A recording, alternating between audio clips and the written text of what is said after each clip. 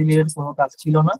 তো শুধুমাত্র হচ্ছে আমরা বিওএসডিউতে বাংলাদেশের কেরিয়ার গঠন সম্পর্কে বা হায়ার স্টাডি সম্পর্কে আমরা কিছু সেশন করতাম বা বিভিন্ন প্রোগ্রাম আমাদের ছিল। যেমন স্টাডি অ্যাব্রোড প্রোগ্রামটা আমরা বিওএসডিউ থেকে অর্গানাইজ করতাম, যেটার আহ লক্ষ্য ছিল বাংলাদেশ থেকে যারা বাইরে হায়ার স্টাডি করতে চায় তাদের জন্য হচ্ছে ক্লিয়ার মেসেজ দেওয়া বা ক্লিয়ারলি তাদেরকে সাপোর্ট করা। আর পরবর্তীতে আমাদের কেরিয়ার এন্ড রিসার্চ ডিপার্টমেন্ট নামে আমরা একটা ডিপার্টমেন্ট তৈরি করেছিলাম ইন্টার্নশিপের সময়। এবং ওই ইন্টার্নশিপে দেখা যাচ্ছে রিসার্চ বিষয়টা আসলে অনেক ব্রড একটা জিনিস। তো ওই জায়গা থেকে আমাদের কাছে চিন্তা হলো যে আমরা কেরিয়ার এন্ড রিসার্চ ডিপার্টমেন্টটাকে আলাদা করে ফেলবো। সেখান থেকে আমরা রিসার্চ পার্টটাকে বের করে শুধুমাত্র কেরিয়ার অ্যানালাইসিস ডিপার্টমেন্ট রেখেছি। এবং রিসার্চের যে এক্সটেন্ডেড যে ভার্সন বা এক্সটেন্ডেড যে প্ল্যাটফর্ম সেটা হলো আমাদের Bangladesh advanced research training centre. তো এখান থেকে আমরা হচ্ছে স্টুডেন্টদেরকে বিভিন্ন রিসার্চ কোর্স করানোর চিন্তা ভাবনা করতেছি এবং অলরেডি এখন এই কোর্সটা চলতেছে এবং সামনে আমাদের কাজ করার চিন্তা ভাবনা আছে।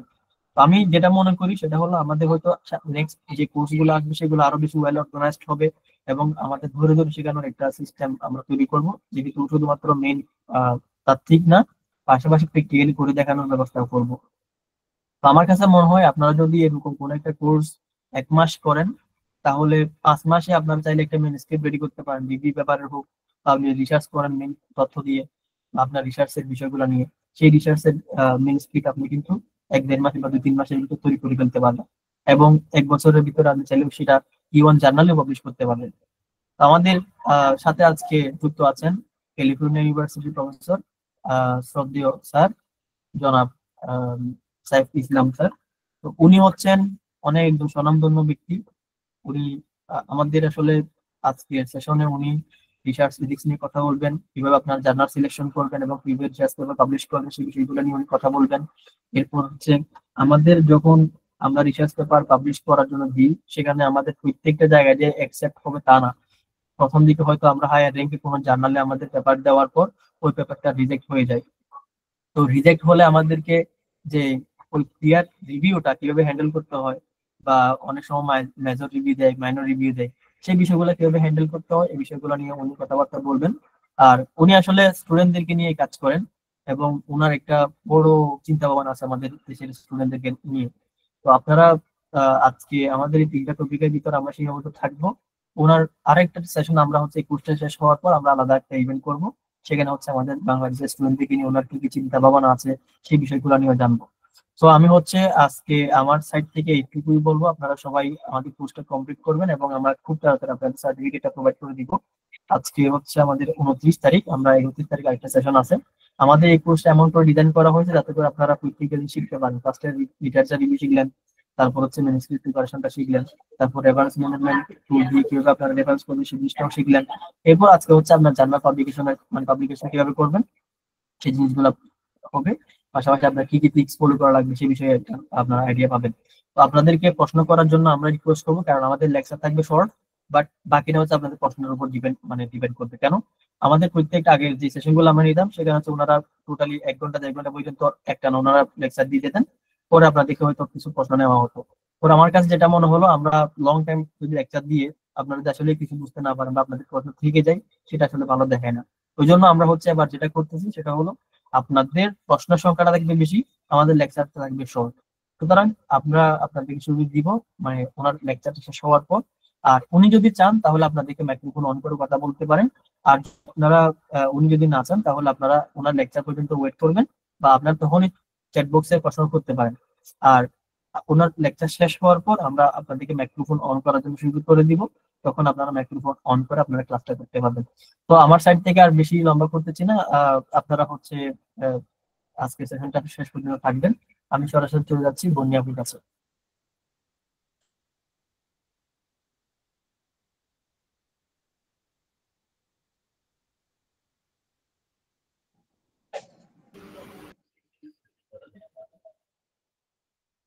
বন্যা আপু, আপনি কন্টিনিউ করতে পারেন।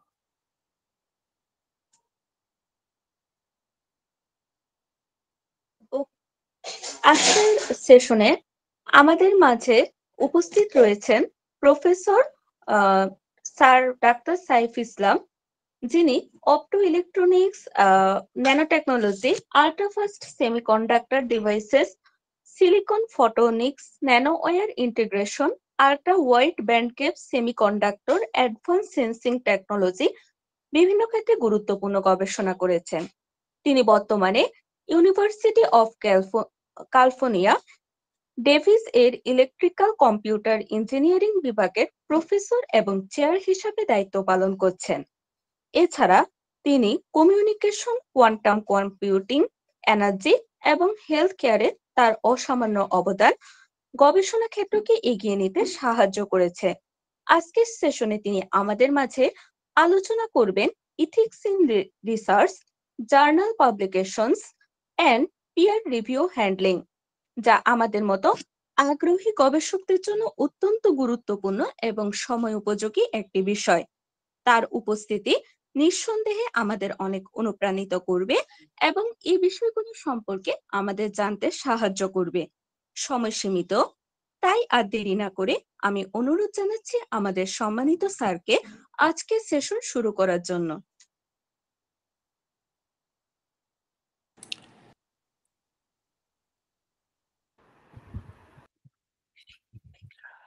আসসালামু আলাইকুম এভরিওয়ান। আপনারা কি আমাকে শুনতে পাচ্ছেন ক্লিয়ারলি? শোনা যাচ্ছে স্যার। ওকে, থ্যাংক ইউ বনি আক্তার, থ্যাংক ইউ জালালউদ্দিন আমাকে ইনভাইট করার জন্য। এখানে আমি প্রায় 270-এর কাছাকাছি পার্টিসিপেন্ট দেখতে পাচ্ছি। এটা আমার জন্য একটা গ্রেট প্রিভিলেজ, বাংলাদেশের ইয়াং পিপলদের সাথে কানেক্টেড হওয়ার এই সুযোগটা পাওয়াটা। আমি রিয়েলি এ ব্যাপারে যারা যারা কাজ করেছে সবার কাছে খুবই thankful. BARTC, Bangladesh advanced research training centre, যে কাজগুলো করছে এটা অত্যন্ত গুরুত্বপূর্ণ। মানুষের সাথে কাজ করা দুনিয়ার সবচেয়ে কঠিন কাজের মধ্যে পড়ে আমি মনে করি, এবং যারা এ ব্যাপারে নিঃস্বার্থভাবে কোনো রকমের রিটার্ন কোনো কিছু এক্সপেক্ট না করে কাজ করে যায়, তাদের সব ধরনের সাহায্য সহযোগিতা আমাদের করা উচিত।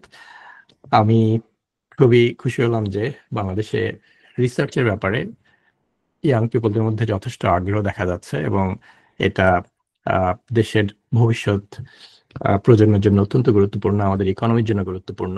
এতদিন ধরে আমরা কম বেশি যে সমস্ত খাতগুলোর উপর ডিপেন্ডেন্ট ছিলাম, যেমন আমাদের গার্মেন্টস, আমাদের কৃষি, অথবা বাইরে আমাদের যে সমস্ত শ্রমিক ভাইরা কাজ করছেন তাদের উপরে, কিন্তু এগুলো কোনোটাতেই খুব একটা অ্যাডভান্স পড়াশোনা অথবা রিসার্চের ভূমিকা নেই।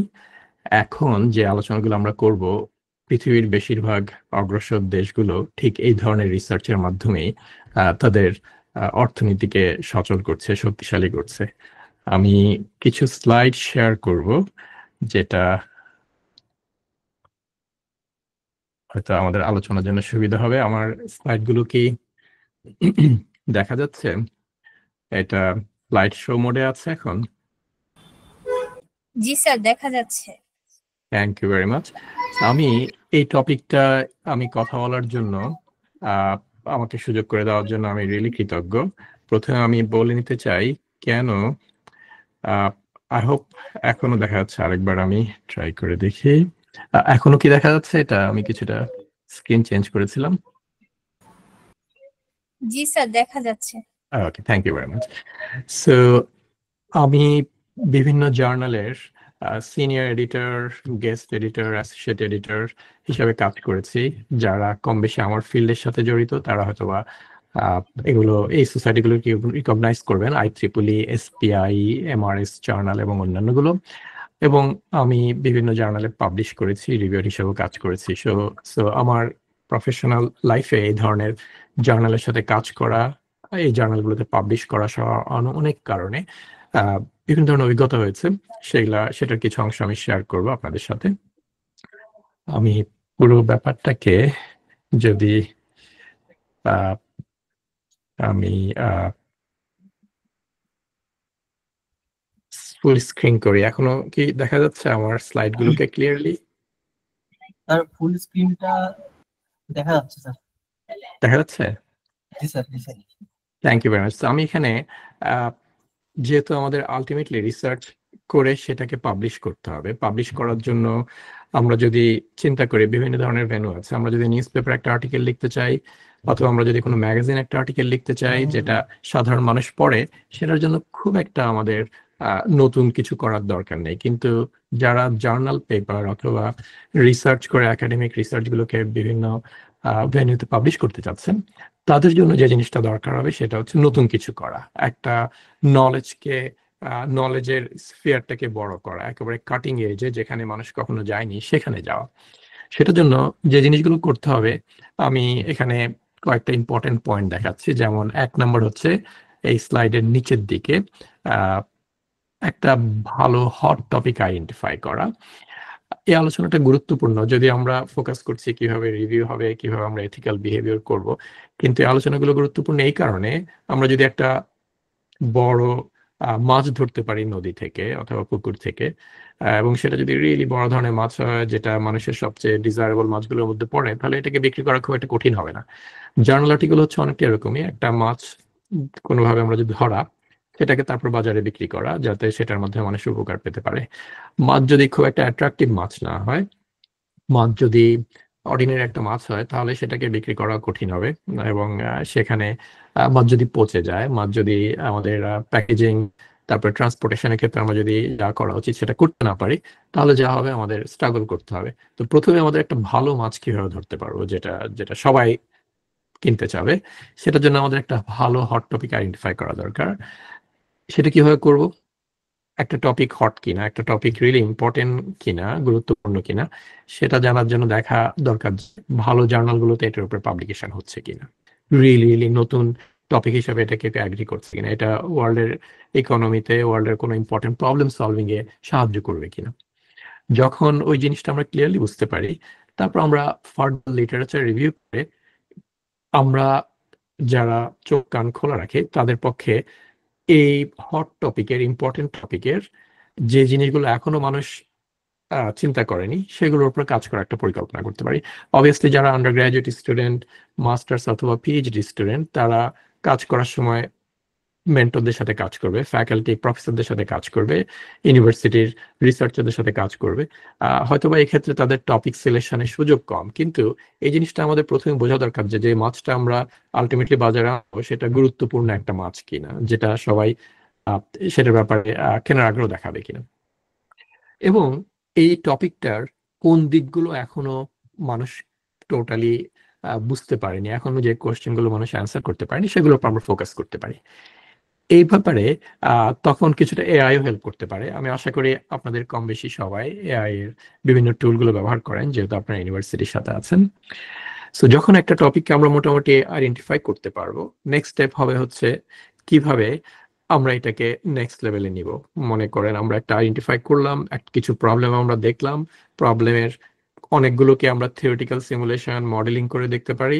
যেহেতু বাংলাদেশে বেশিরভাগ ইউনিভার্সিটিতে খুব একটা রিসার্চের এক্সপেরিমেন্টাল ক্যাপাবিলিটি নাই, আমাদের হয়তো মডেলিং সিমুলেশনটার উপরে কিছুটা জোর দিতে হবে। এগুলোর জন্য যে সমস্ত টুল সফটওয়্যার দরকার সেগুলো যদি অ্যাভেলেবল থাকে তাহলে খুব ভালো হয়।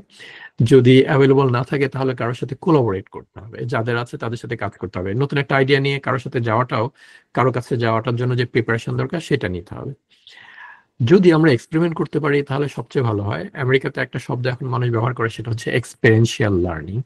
মানে আমরা কাজ করতে করতে আমরা কাজ শিখবো। ইভেন যদি আমরা থিওরিটিক্যাল ব্যাপারগুলো নাও বুঝি, স্টিল আমরা কাজ করার মাধ্যমে আমাদের হাতের মধ্যে দক্ষতা আসবে এবং সেটার মাধ্যমে একসময় সেটা মাথার মধ্যেও আস্তে আস্তে পরিষ্কার হতে থাকবে যে কি নিয়ে কাজ করছি, সেটার ভিতরে পিছনে থিওরিটা কি। সো 2 নম্বর হচ্ছে তাহলে এই ধরনের এক্সপেরিমেন্টাল অথবা থিওরিটিক্যাল কাজ করার জন্য প্রিপারেশন নাও। যদি থিওরিটিক্যাল এক্সপেরিমেন্টাল 2 ধরনের কাজ থেকে কিছু ডেটা আমাদের আসে, সেটাকে অ্যানালাইজ করাটা আমাদের দরকার, সেটা হচ্ছে 3 নাম্বার। এবং অন্যান্য মানুষের সাথে সেটা কম্পেয়ার করা দরকার, অন্য যারা কাজ করছে তাদের সাথে কম্পেয়ার করে দু একটা আমাদের তাদের সম্বন্ধে পজিটিভ নেগেটিভ প্রফেশনাল ল্যাঙ্গুয়েজে লেখা দরকার। আমাদের জার্নাল পেপারের প্রিপারেশন নিয়ে বলছি আমি। এরপর হচ্ছে আমরা ডেটা কালেকশন, ডেটা অ্যানালাইসিস গুলো শেষ হওয়ার পর আমাদের ম্যানস্ক্রিপ্ট রেডি করতে হবে।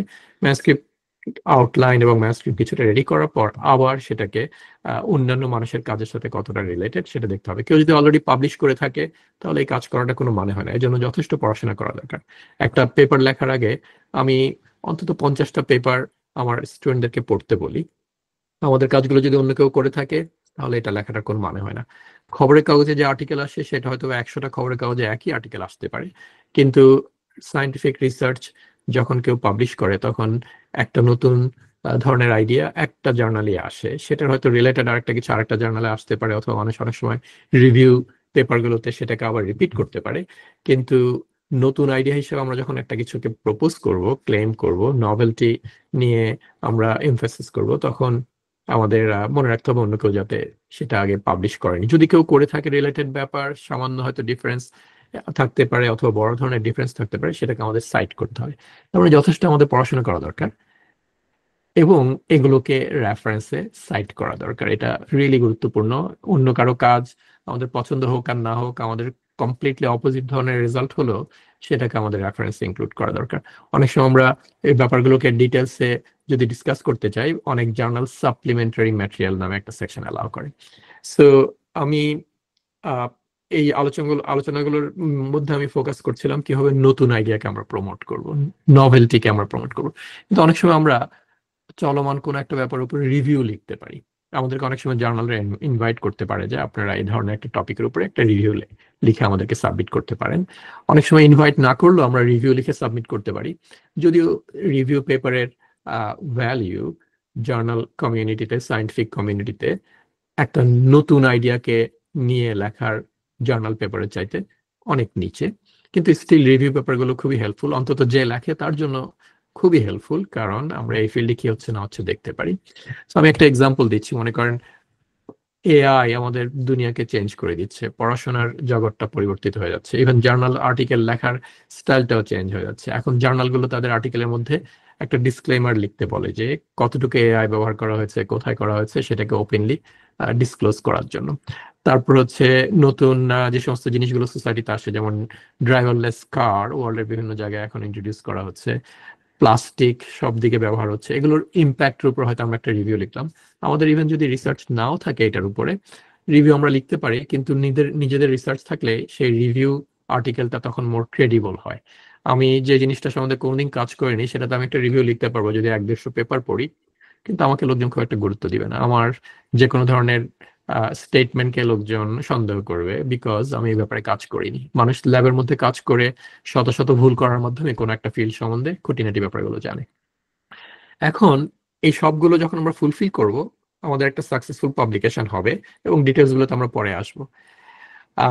এর সাথে যে জিনিসটা গুরুত্বপূর্ণ সেটা হচ্ছে, যেটা এখন পর্যন্ত আমি বলিনি, এই যে আমরা কাজগুলো করলাম, সিমুলেশন মডেলিং করলাম, সেগুলোকে আমরা কনফারেন্সে সাবমিট করতে পারি। আমার লাস্ট চাকাটা হচ্ছে সেটা নিয়ে আমরা অন্য কাউকে আমাদের ম্যানস্ক্রিপ্ট লিখে ফিডব্যাক দেওয়ার জন্য বলতে পারি। আমাদের প্রফেসর যার সাথে কাজ করেছে হয়তোবা তার কোনো কলিগকে বলতে পারি, আমাদের কোনো ফ্রেন্ডকে বলতে পারি, রুমমেটকে বলতে পারি। একটা জার্নাল পেপারকে ভালোভাবে পাবলিশ করতে হলে রিয়েলি অ্যাট্রাকটিভ যে একটা ফিগার এক্সট্রিমলি হেল্পফুল। কোনো একটা পেপার 3-4 পৃষ্ঠার পেপার পড়ার অল্টারনেটিভ হিসেবে যদি আমরা একটা ছবি দেখে, একটা ফিগার দেখে সেই আইডিয়াটা কি হচ্ছে সেটাকে আমরা বোঝাতে পারি, তাহলে এটা সবচেয়ে অ্যাট্রাকটিভ ম্যানস্ক্রিপ্ট হয়। এডিটর যদি অ্যাবস্ট্রাক্ট পড়ে আর একটা ফিগার দেখে এর ভিতরে কি স্টোরি লেখা হচ্ছে সেটা বুঝতে পারেন, তাহলে এটা রিয়েলি নাইস। এবং এটাকে সুন্দরভাবে প্রকাশ করাটা, লেখাটা একটা বড় আর্ট। অনেকটা হচ্ছে আমরা বিভিন্ন ধরনের ফোন দিয়ে ফোন কল করি।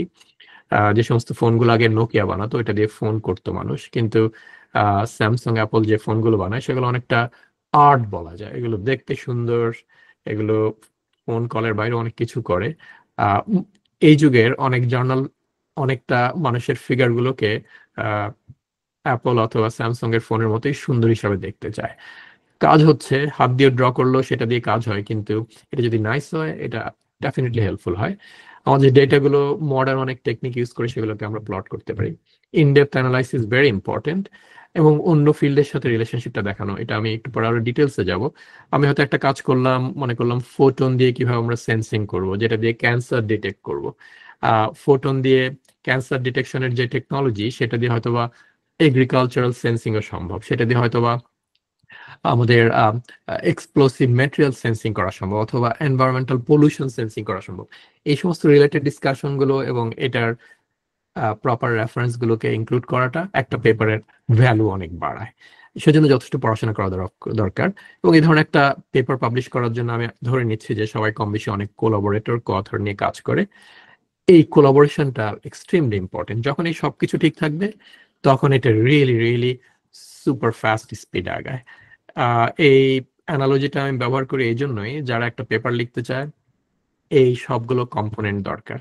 আমি মনে করি সবচেয়ে ইম্পর্টেন্ট কম্পোনেন্ট হচ্ছে কোলাবোরেশন করা এবং একজন আরেকজনের কাছ থেকে ফিডব্যাক নেওয়া, ইভেন যে জার্নালের পেপারের co-author না তার সাথেও কোলাবোরেট করা। সো টপিক হিসাবে আমি বলছিলাম যে একটা হট টপিক সিলেক্ট করা দরকার। আমি ইঞ্জিনিয়ার অথবা আমি ফিজিসিস্ট বলতে পারেন। আমি যখন নতুন টপিক কি হবে, হট টপিক কি হবে সেটা খোঁজার চেষ্টা করি, আমি বিভিন্ন ধরনের ওয়েবসাইটে যাই। এখানে ন্যাশনাল একাডেমি অফ ইঞ্জিনিয়ারিং নামে একটা এন্টিটি আছে আমেরিকায়। তারা মোট 14টা গ্র্যান্ড চ্যালেঞ্জ আইডেন্টিফাই করেছে আমেরিকায় এবং ওয়ার্ল্ডের জন্য। আমি কম বেশি আশা করি আপনারা সবাই এই ব্যাপারের সাথে পরিচিত।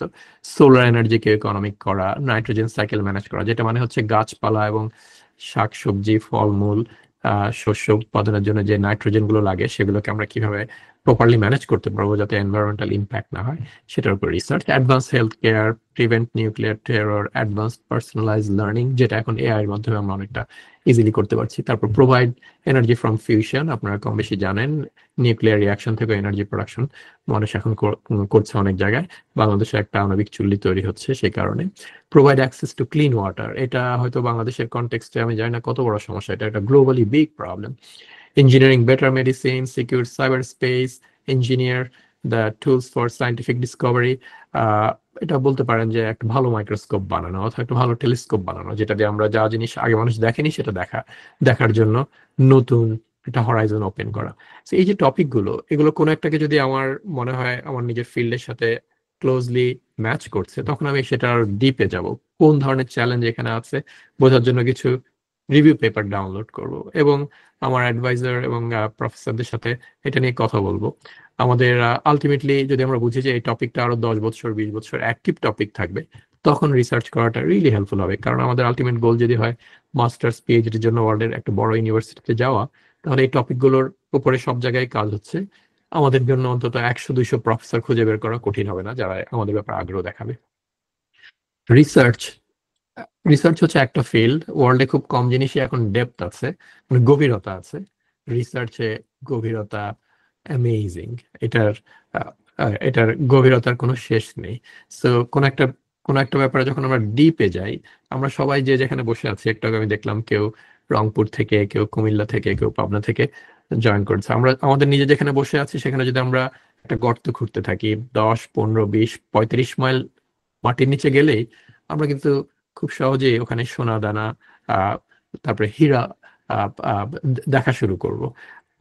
অত ডিপে কেউ যেতে পারে না। 10-12 মাইলের নিচে মানুষের পক্ষে যাওয়াটা এখনো কঠিন, টেকনোলজি নাই।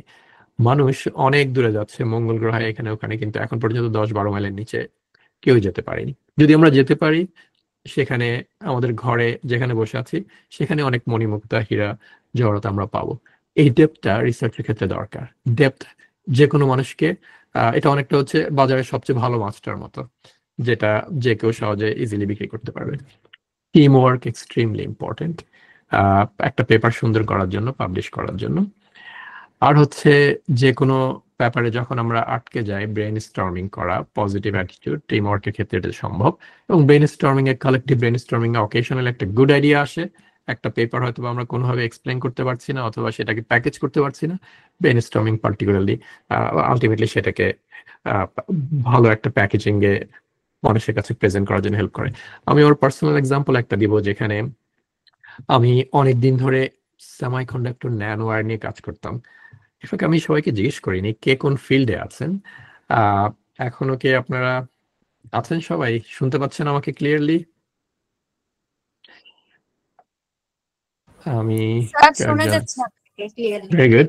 সো আপনারা চ্যাট বক্সে কে কোন ফিল্ডে আছেন যদি লিখতেন, আমি ডেফিনেটলি ইন্টারেস্টেড যে কার কি ইন্টারেস্ট। আমি স্টেম ফিল্ডে, যেখানে আমি more physics, material science, electrical and computer engineering নিয়ে কাজ করি। Very good. আমি ভ্যারাইটিস অফ ডিফারেন্ট ফিল্ডস দেখতে পাচ্ছি, ভেরি ইম্পর্টেন্ট, সবগুলোই আমাদের জন্য দরকার। সোসাইটি এই ধরনের ডিফারেন্ট কম্বিনেশন অফ পিপলের মাধ্যমে আলটিমেটলি গ্রো করে, সাকসেসফুল হয়। So I am really impressed যে এই প্ল্যাটফর্ম বিভিন্ন ডিসিপ্লিন লোকজনকে একসাথে করতে পারছে। Very nice. সো যা দেখতে পাচ্ছি আমি তাতে আমার মনে হচ্ছে stem, non stem, social science and engineering, architecture, all kind of different fields এখানে আছে। কম বেশি সবগুলোতেই আমি যা বললাম সে আর্গুমেন্ট গুলো ভ্যালিড। এবার আহ, আপনারা এক্স্যাক্টলি ফিউচারে কে কি হতে চান সে ব্যাপারে যদি আপনারা লিখতেন, মনে করেন কেউ হয়তো প্রফেসর হতে চান, কেউ হয়তো ইন্ডাস্ট্রিতে কাজ করতে চান, ইন্ডাস্ট্রি লিখতে পারেন, কেউ হয়তোবা রিসার্চে থাকতে চান, আহ, এবং কারো হয়তোবা গোল হচ্ছে বিজনেস শুরু করতে চান যাতে অন্যান্য মানুষকে এমপ্লয় করা যায়। Very good. আমি ভ্যারাইটিস অফ ডিফারেন্ট প্রফেশনেরও ব্যাপারে ইন্টারেস্ট দেখতে পাচ্ছি, এবং যে জিনিসটা ক্লিয়ার সেটা হচ্ছে আপনারা সবাই আপনাদের ফিউচার নিয়ে ভেরি সিরিয়াস। এই সময়ের ইনভেস্টমেন্টে বড় ধরনের রিটার্ন আসে, এবং এই সময়টা আপনাদের, যদি আপনারা আন্ডার গ্রাজুয়েট অথবা মাস্টার্স পিএইচডি লেভেলের স্টুডেন্ট অথবা রিসার্চার হয়ে থাকেন, এটা হচ্ছে লাইফের সবচেয়ে ইম্পর্টেন্ট টাইম কন্ট্রিবিউশনের জন্য। অনেক বড় বড় নোবেল লরিয়েট আছে, আপনারা তাদের বয়স দেখে হয়তো মনে হতে পারে যে আপনারা ওই বয়সেই হয়তো বা গেলে সবচেয়ে বেশি ইম্প্যাক্টফুল কাজ করতে পারবেন, কিন্তু তাদের হিস্ট্রিগুলো যদি একটু ঘেটে দেখেন তারা কম বেশি সবচেয়ে ইনোভেটিভ অ্যাক্টিভিটি গুলো করেছে এই সময়টাতে। আচ্ছা, কে কোন লেভেলে আছেন এবার সেটা যদি একটু বলেন। আন্ডার গ্রাজুয়েট লেভেলে, বিএসসি অথবা মাস্টার্স পিএইচডি লেভেলে? Very nice. আমি দেখতে পাচ্ছি যে বেশিরভাগই হচ্ছে ইউনিভার্সিটি আন্ডার গ্রাজুয়েট আর গ্রাজুয়েট লেভেলে। সো এটা ভেরি এনকারেজিং যে অলমোস্ট প্রায় 440 মতো আমরা এখানে আছি, এবং তাদের সবারই ইন্টারেস্ট হচ্ছে ফান্ডামেন্টালি নিউ কিছু করা, সেটাকে পাবলিশ করা। ইনফ্যাক্ট আমাদের দেশের যে তিনটা ইকোনমির বড় বড় পিলার, কোনোটাতে আমি বলেছিলাম যে পড়াশোনার খুব একটা বড় ভূমিকা নাই। গার্মেন্টস, এগ্রিকালচার, আর হচ্ছে ওয়েজ আর্নার্স, যারা বাইরে কাজ করে আমাদের শ্রমিকরা। এর মধ্যে এগ্রিকালচার হচ্ছে একমাত্র ফিল্ড যেটাতে রিসার্চটা আলটিমেটলি আমাদের দেশের এগ্রিকালচার একটা বড় ধরনের ইম্প্যাক্ট এনেছে, যেটা ক্লিয়ার। আমাদের জমির পরিমাণ কমে যাচ্ছে কিন্তু আমাদের খাদ্যশস্য উৎপাদন বেড়ে যাচ্ছে। এটা কারণ হচ্ছে আমরা সায়েন্স টেকনোলজিকে ব্যবহার করি। কিন্তু এর বাইরেও এগ্রিকালচারের বিগ একটা field science technology oriented trained ওয়ার্কফোর্সকে ব্যবহার করতে পারে। ফুড টেকনোলজি আমাদের দেশে, যেটা এখন পর্যন্ত আর্লি স্টেজে, সেটা আরো বেনিফিট হতে পারে রিসার্চের মাধ্যমে। লোকাল অনেক ফুড সারা ওয়ার্ল্ড আমরা এক্সপোর্ট করতে পারি যদি আমরা প্রপার R&D এবং অ্যাডভান্স টেকনোলজি ব্যবহার করি। সেগুলো ডেফিনেটলি ট্রেন্ড ওয়ার্কফোর্সের মাধ্যমেই সম্ভব, সেটা হচ্ছে না। কিন্তু বাকি ওভারঅল ইকোনমিতে আমাদের নলেজের ইম্প্যাক্ট খুবই কম, রিসার্চের ইম্প্যাক্ট খুবই কম। সেটা আমাদের ডেফিনেটলি চেঞ্জ করা দরকার, এবং চেঞ্জ শুধুমাত্র ইয়াং পিপলরাই করতে পারে। আমি আবার আমার স্লাইড গুলোতে ফেরত যাচ্ছি একটা পার্সোনাল এক্সাম্পল দেওয়ার জন্য। So, আমি অনেকদিন ধরে এই ন্যানোওয়্যার ফিল্ডটার উপরে কাজ করেছি। আই হোপ আমার যদি স্ক্রিন না দেখা যায়, আবার স্ক্রিন শেয়ার করলাম, তাহলে কাইন্ডলি বলবেন আপনারা। ওকে, আই হোপ দেখা যাচ্ছে কি? ক্লিয়ারলি দেখা যাচ্ছে। ওকে, ভেরি গুড। সো আমি একসময় ওয়ান ডাইমেনশনাল ন্যানোওয়্যার নিয়ে কাজ করতাম। যারা কেমিস্ট্রি, ম্যাটেরিয়াল সায়েন্স অথবা অন্য কোনো ইঞ্জিনিয়ারিং আছেন তারা হয়তো বুঝবেন, এগুলো রিয়েলি এক্সাইটিং জিনিস। এগুলোর কোয়ান্টাম প্রপার্টিজ আছে, এগুলো মানুষ আগে কখনো বানাতে পারেনি। গত 25-30 বছর ধরে এগুলো মানুষ বানাচ্ছে, এবং এগুলো এক্সট্রিমলি হেল্পফুল। কিন্তু এগুলো খুবই ছোট। আমি এখানে ডাইমেনশন দিলাম উপরের বাম দিকে, 1 মাইক্রনের মধ্যে 4-5টা এরকম ন্যানোওয়্যার ঢুকতে পারে। এক্সাম্পল হিসেবে বলতে পারি আমাদের চুল হচ্ছে 50 থেকে 100 মাইক্রন। যেগুলো রিয়েলি খুবই স্মল জিনিস। মানুষ এগুলো দিয়ে হয়তো বিভিন্ন ধরনের ট্রানজিস্টর বানাতো, এগুলো দিয়ে হয়তো বিভিন্ন ধরনের অপটিক্যাল, ইলেকট্রিক্যাল ডিভাইস বানাতো, এগুলো দিয়ে কম্পিউটার বানানোর চেষ্টা করতো। কিন্তু একটা ন্যানোওয়্যার ধরা, সেটা নিয়ে কাজ করা খুবই কঠিন। তো আমি একসময় এটার উপরে কাজ করতে করতে ঠিক করলাম যে ওকে, ন্যানোওয়্যার একটা বিগ প্রপার্টি হচ্ছে এটা লাইট ট্র্যাপ করতে পারে। মানে সূর্য থেকে আসা সমস্ত ফোটন গুলোকে এক জায়গায় ট্র্যাপ করে এটা থেকে এনার্জি প্রোডাকশন করতে পারে। যারা ইঞ্জিনিয়ারিং আছেন, সেমিকন্ডাক্টর অথবা ডিভাইস নিয়ে কাজ করেন, তারা হয়তো বুঝবেন যে এই ধরনের লাইট থেকে ইলেকট্রিসিটি বানানোর পর সেটাকে একটা দুইটা তার দিয়ে আমাদের গ্রিডের মধ্যে সেটাকে অ্যাড করতে হবে, অথবা আমরা যে জিনিসটা ইলেকট্রিসিটিতে চালাতে যাচ্ছি সেটার সাথে কানেক্ট করতে হবে। ওই কানেকশন গুলো এই ধরনের ওয়ান ডাইমেনশনাল ন্যানোওয়্যার দিয়ে খুবই কঠিন। একটা তো হয়তো সম্ভব, কিন্তু আমাদের কোটি কোটি ন্যানোওয়্যারে কানেকশন দরকার। আমি অনেকদিন ধরে কাজ করছি, এটা একটা এক্সাম্পল আমি এখানে দিলাম এই ছবিটাতে। অনেকগুলো নারিকেল গাছ, ন্যানোওয়্যার অনেকটা এরকমই, অনেক লম্বা ওয়ান ডাইমেনশনাল ন্যানোওয়্যার, কিন্তু অনেক ডায়ামিটার খুবই কম। আমাদের যদি কেউ বলে এটা গোড়ার সাথেও কানেকশন করতে হবে, আবার এটার মাথার সাথেও কানেকশন করতে হবে, এটা খুবই কঠিন কাজ। কিন্তু এটা যদি করা যায়, লক্ষ লক্ষ ন্যানোওয়্যারকে একসাথে করা যায়, তাহলে সূর্যের আলো খুব সহজে আমরা হারভেস্ট করতে পারি, যেটা এখন বাংলাদেশে যে সোলার সেল গুলো আছে তার চাইতে অনেক গুণ বেশি ভালোভাবে করা সম্ভব। সায়েন্টিস্টরা থিওরিটিক্যালি দেখালেন, কিন্তু কোনোভাবে একটা বড় সড়ো এরিয়াতে দেখাতে পারছিলেন না। So, আমি অনেকদিন ধরে কাজ করলাম, আলটিমেটলি মনে হলো যে এটাতে কাজ সামনে আগানো কঠিন হবে, কারণ সবগুলো ন্যানোওয়্যারের গোড়া আর মাথা একসাথে কানেক্ট করা, সেটা থেকে এনার্জি কালেক্ট করা খুবই কঠিন। আমি ভার্টিক্যালি সেগুলোকে ওরিয়েন্ট করে করতে পারিনি, তারপর ল্যাটারালি আমি ন্যানো ব্রিজ নামে এক ধরনের টেকনোলজি ডেভেলপ করলাম। সেটাও খুব একটা ভালোভাবে আগাচ্ছিল না, কারণ ব্রিজের জন্য দুই সাইডে আমাদের দুইটা ইলেকট্রোডের মতো লাগে অথবা ওয়ালের মতো লাগে, সেটা অনেকটুকু জায়গা নিয়ে নেয় এবং এনার্জি হারভেস্টিং অতটা এফিসিয়েন্টলি হয় না। তো অনেকটা যখন আমি গিভ আপ করে দিচ্ছি, এই প্রজেক্টটা আগাবে না, তখন আমার এক কলিগ, তার সাথে আমি ফার্দার যখন ডিসকাস করিনি, বললেন যে ন্যানোওয়্যারের অপোজিটটা, ইনভার্সটা নিয়ে আমরা চিন্তা করি, দেখি ওইটাতে আমরা কানেকশন করতে পারি কিনা। তো এখানে একটা ছবি দেখাচ্ছে, যেখানে মানুষ, এখন বাম দিকের ছবিটা ব্লু কালারের ছবি, এটা হচ্ছে টিপিক্যাল সোলার সেল এখন যেভাবে কাজ করে, আর ডান দিকে আমি দেখাচ্ছি হচ্ছে ইমার্জিং সোলার সেল, যেখানে একটা খুবই পাতলা, মাছ থিনার একটা সিলিকন ম্যাটেরিয়াল নিয়ে সেটার মধ্যে যদি আমরা ইনভার্স ন্যানোওয়্যার করি, মানে এই ধরনের হোল ক্রিয়েট করি গর্তের মতো, আমার কলিগ ডক্টর শিওয়ান ওয়াং বললেন যে তাহলে হয়তো এটা কানেকশন করা খুব ইজি হবে, যে কোনো একটা জায়গায় কানেকশন করে দিলে প্রত্যেকটা হোলের মধ্যে আমাদের কানেক্ট করতে হবে না, যেহেতু এটা কন্টিনিউয়াস, এবং এটা হয়তো একইভাবে কাজ করবে। এই আইডিয়াটা লিটারালি রেভলিউশনারি একটা আইডিয়া ছিল, দুজন মিলে আমরা তারপর এটার উপরে কাজ করি। আমি এটার ফার্দার ডিটেলসে যাব না, বাট এখানে যে জিনিসটা দেখাচ্ছি দুই ভিডিওতে, লাইট নিয়ে সেটাকে আমরা লিটারালি অনেকটা বলা যায় আমরা একটা ক্যানের মধ্যে সেটাকে ক্যাপচার করে ফেলি, সেটাকে আমরা ক্যাপচার করে রেখে দিই যতক্ষণ পর্যন্ত লাইটটা অ্যাবজর্ব না হচ্ছে এবং সেটা থেকে ইলেকট্রিসিটি বের না হচ্ছে। টিপিক্যাল সোলার সেলের উপর লাইট পড়ে, লাইটের অর্ধেক রিফ্লেক্টেড হয়ে চলে যায়, আর বাকি অর্ধেক হয়তোবা সোজা সিলিকনের ভিতর দিয়ে গিয়ে অন্য সাইডে চলে যায়। কিন্তু এটাকে ক্যাপচার করে রাখাটার জন্য ন্যানো টেকনোলজি ভেরি হেল্পফুল। এখানে যেটা দেখাচ্ছে সেটা হচ্ছে লাইট উপর থেকে আসছে ডাউন সাইডের ফিগারটাতে, একটা জায়গায় গিয়ে একটা লেভেলে গিয়ে 30-40 ফেমটোসেকেন্ড পরে আর নিচের দিকে যাচ্ছে না, লাইটটা কনফাইন্ড হয়ে যাচ্ছে, অনেকটা বলা যায় পানি এসে একটা স্পঞ্জের মধ্যে যেরকম অ্যাবজর্ব হয়ে যায় সেরকম। এই টেকনোলজিটা আলটিমেটলি করার জন্য আমাদের প্রায় 2-2.5 বছর আমরা ন্যানোওয়্যারের অপোজিটটা ডেভেলপ করি। টোটালি আইডিয়াটা হচ্ছে আমাদের কালেকটিভ ডিসকাশন, কোলাবোরেশনের মাধ্যমে। আলটিমেটলি আমরা 2017 সালে এপ্রিলে একটা নেচার জার্নালে এটা পাবলিশ করি।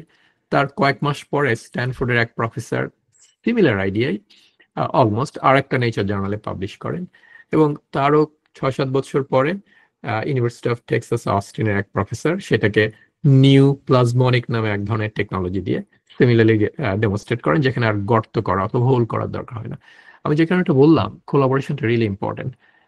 এখানে আরেকটা স্লাইড আমি দেখাচ্ছি ঢাকা ইউনিভার্সিটির এক প্রফেসর ডক্টর মইনুল হোসেনের সাথে এবং তার টিমের সাথে কাজ করা নিয়ে, ভেরি ক্রিয়েটিভ আন্ডার গ্রাজুয়েটদের স্টুডেন্টদের নিয়ে একটা গ্রুপ আমাদের সাথে কাজ করেছে অনেকদিন। আলটিমেটলি আমরা সেটাকে পাবলিশ করেছি রিসেন্টলি।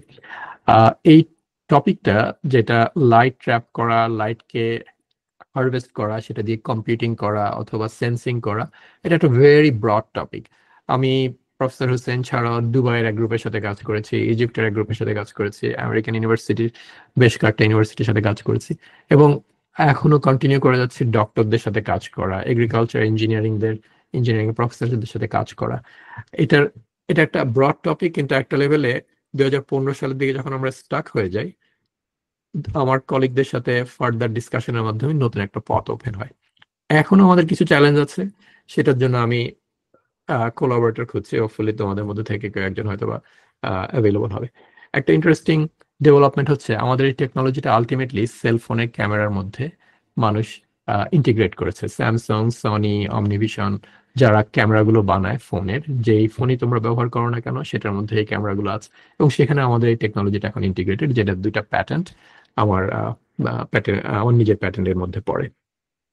আরেকটা ব্যাপার আমি এমফাসাইজ করবো, সেটা হচ্ছে নলেজ ইজ ভেরি ইন্টারডিসিপ্লিনারি। কেউ কেমিস্ট্রিতে কাজ করছো এবং ইফ ইউ থিঙ্ক যে অন্য ফিল্ডগুলো আমার জন্য অত গুরুত্বপূর্ণ না, future science and technology development exactly এই ধরনের কম্পার্টমেন্টালাইজড ভাবে আগাবে না, এগুলো এক্সট্রিমলি ইন্টারডিসিপ্লিনারি হবে। সো আমাদের প্রত্যেক ডিপার্টমেন্টই গুরুত্বপূর্ণ, including marketing, psychology and all different disciplines, যেগুলো আলটিমেটলি আমাদেরকে হেল্প করবে নতুন একটা আইডিয়া সোসাইটিতে কিভাবে ইম্প্যাক্ট করছে না করছে সেটা বোঝার জন্য।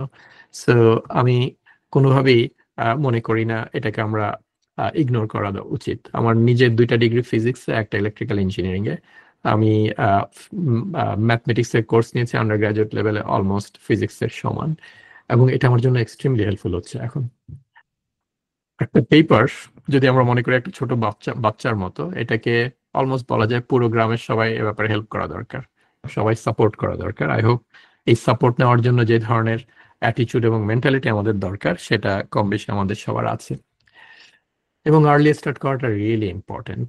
ম্যাগাজিনে, নিউজ পেপারে আমরা হাই স্কুল থেকে লেখা শুরু করতে পারি, অনেকে আমি জানি করছেন আপনারা। Volunteer activity in the lab অথবা বিভিন্ন কোম্পানি থেকে ফ্রি কাজ করতে পারি। আমার এই সামারে, এখন আমেরিকাতে সামার ভ্যাকেশন চলছে, অনেকগুলো ইউনিভার্সিটিতে কিছুদিনের মধ্যে একটা সেমিস্টার শুরু হবে, আমরা কোয়ার্টার সিস্টেমে, আমাদের আরো 3 সপ্তাহ বাকি আছে। আমার ল্যাবে 5 জন আন্ডার গ্রাজুয়েট ইন্টার্ন ছিল, আরো কয়েকজন ভলেন্টিয়ার ইন্টার্ন ছিল যারা জাস্ট এক্সপিরিয়েন্স গেইন করার জন্য আমাদের ল্যাবে জয়েন করেছে। গুড জিপি এটা রিয়েলি ইম্পর্টেন্ট ফিউচারে, আলটিমেটলি যদি কারো প্ল্যান থাকে ফার্দার স্টাডি করার জন্য। আর নলেজ কম্পার্টমেন্টালাইজ করাটা কোনোভাবেই হেল্পফুল না। আর আমরা যারা আন্ডার গ্রাজুয়েট স্টুডেন্ট আছি তারা যদি ক্যাম্পাসে সায়েন্টিস্ট এবং রিসার্চারদের ইনভাইট করি, ডেফিনেটলি তারা নিজের গাটের পয়সা খরচ করে আসবে, সেটা দেশে হোক বিদেশে হোক। ইনভাইট করাটা রিয়েলি হেল্পফুল, এবং যে কোনো ল্যাবে কাজ করার সুযোগ পেলে নেওয়া উচিত। ইয়াং পিপলদের আমি একটা জিনিস বলি যে তাদের একটা মিশন গোল থাকা দরকার। সেটা জার্নাল পাবলিকেশনের ক্ষেত্রে হতে পারে যে আমাদের মার্কসটা সবচেয়ে ভালো, এটা যেন ফার্স্ট ইমপ্রেশন এরকমই হয়। এডিটরের ডেস্কে যখন পেপারটা যাবে, এডিটর যেন মনে করে যে ইটস রিয়েলি গুড, এটা যেন তাদের একটা ইমপ্রেশন দেওয়া যায়, ও দিজ আর রিয়েলি লিডার্স, এদের নিয়ে আমাদের সন্দেহ নাই, because data looks good, paper idea good, very contemporary. তারা আইডেন্টিফাই করেছে কোথায় কি গ্যাপ আছে, সেই গ্যাপের উপরে তারা কাজ করেছে, স্মল প্রবলেম নিয়ে কাজ করেছে, but they went very deep. একজন মেন্টর থাকা দরকার আমাদের কম বেশি প্রত্যেকেরই। আমার নিজেরই মেন্টর আছে, আমার বয়স এখন 55-এর কাছাকাছি, বাট আমি এখন পর্যন্ত যে কোনো ব্যাপারে আমার কলিগদের জিজ্ঞেস করি, যারা আমার বয়সে ছোট তাদেরকে জিজ্ঞেস করি অনেক সময়। Marketing, networking extremely important. এটা কোশ্চেন হতে পারে যে আমি আন্ডার গ্রাজুয়েট লেভেলে পড়ি, আমার মেন্টরের সাথে কাজ করি, আমার অ্যাডভাইজার প্রফেসরের সাথে কাজ করি, আমি কিভাবে মার্কেটিং করব?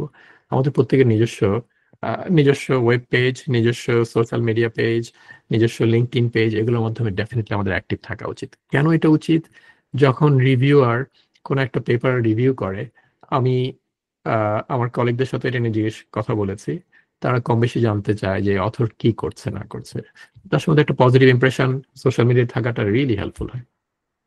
These are my mentors. বাম সাইডে একজন বাংলাদেশি ভদ্রলোক আছেন, ডক্টর অচ্যুত দত্ত, উনি একটা কোম্পানির সিইও। আমি ডক্টর শিওয়ান ওয়াং সম্বন্ধে বলেছি যে আমার কলিগ, যার সাথে আমি এখনো কাজ করে যাচ্ছি, উনি আরেকটা কোম্পানির সিটিও, চিফ টেকনোলজি অফিসার। আমার x dean professor Jennifer Curtis, আমার ভেরি ইম্পর্টেন্ট একজন মেন্টর।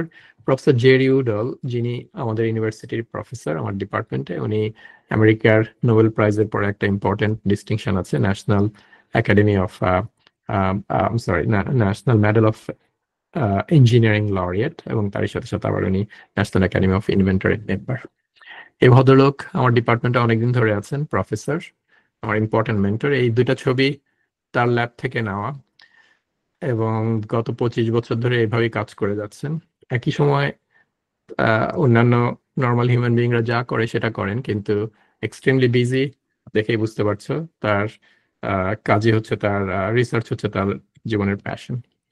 এবং এরা দুজনই, প্রফেসর জেরি উডল, প্রফেসর হেরিটেজ, আমার 2 মেন্টর, তারা দুজনই ন্যাশনাল একাডেমির মেম্বার।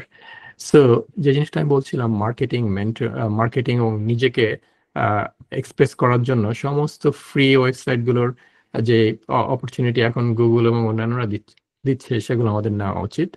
লিঙ্কডইনে আমাদের পেজ থাকা উচিত, আই হোপ কম বেশি সবার আছে। তারপর হচ্ছে নিজেদের যে সমস্ত অ্যাক্টিভিটি, ভলেন্টিয়ারিং, ট্রাভেলিং এবং পজিটিভ অ্যাক্টিভিটি, সেগুলো আমরা পোস্ট করতে পারি। Fun light activities fine, it shows আমরা হিউম্যান বিং। অনেকে বলে যে আমার ট্যালেন্ট নাই, আমি কিভাবে পেপার লিখবো।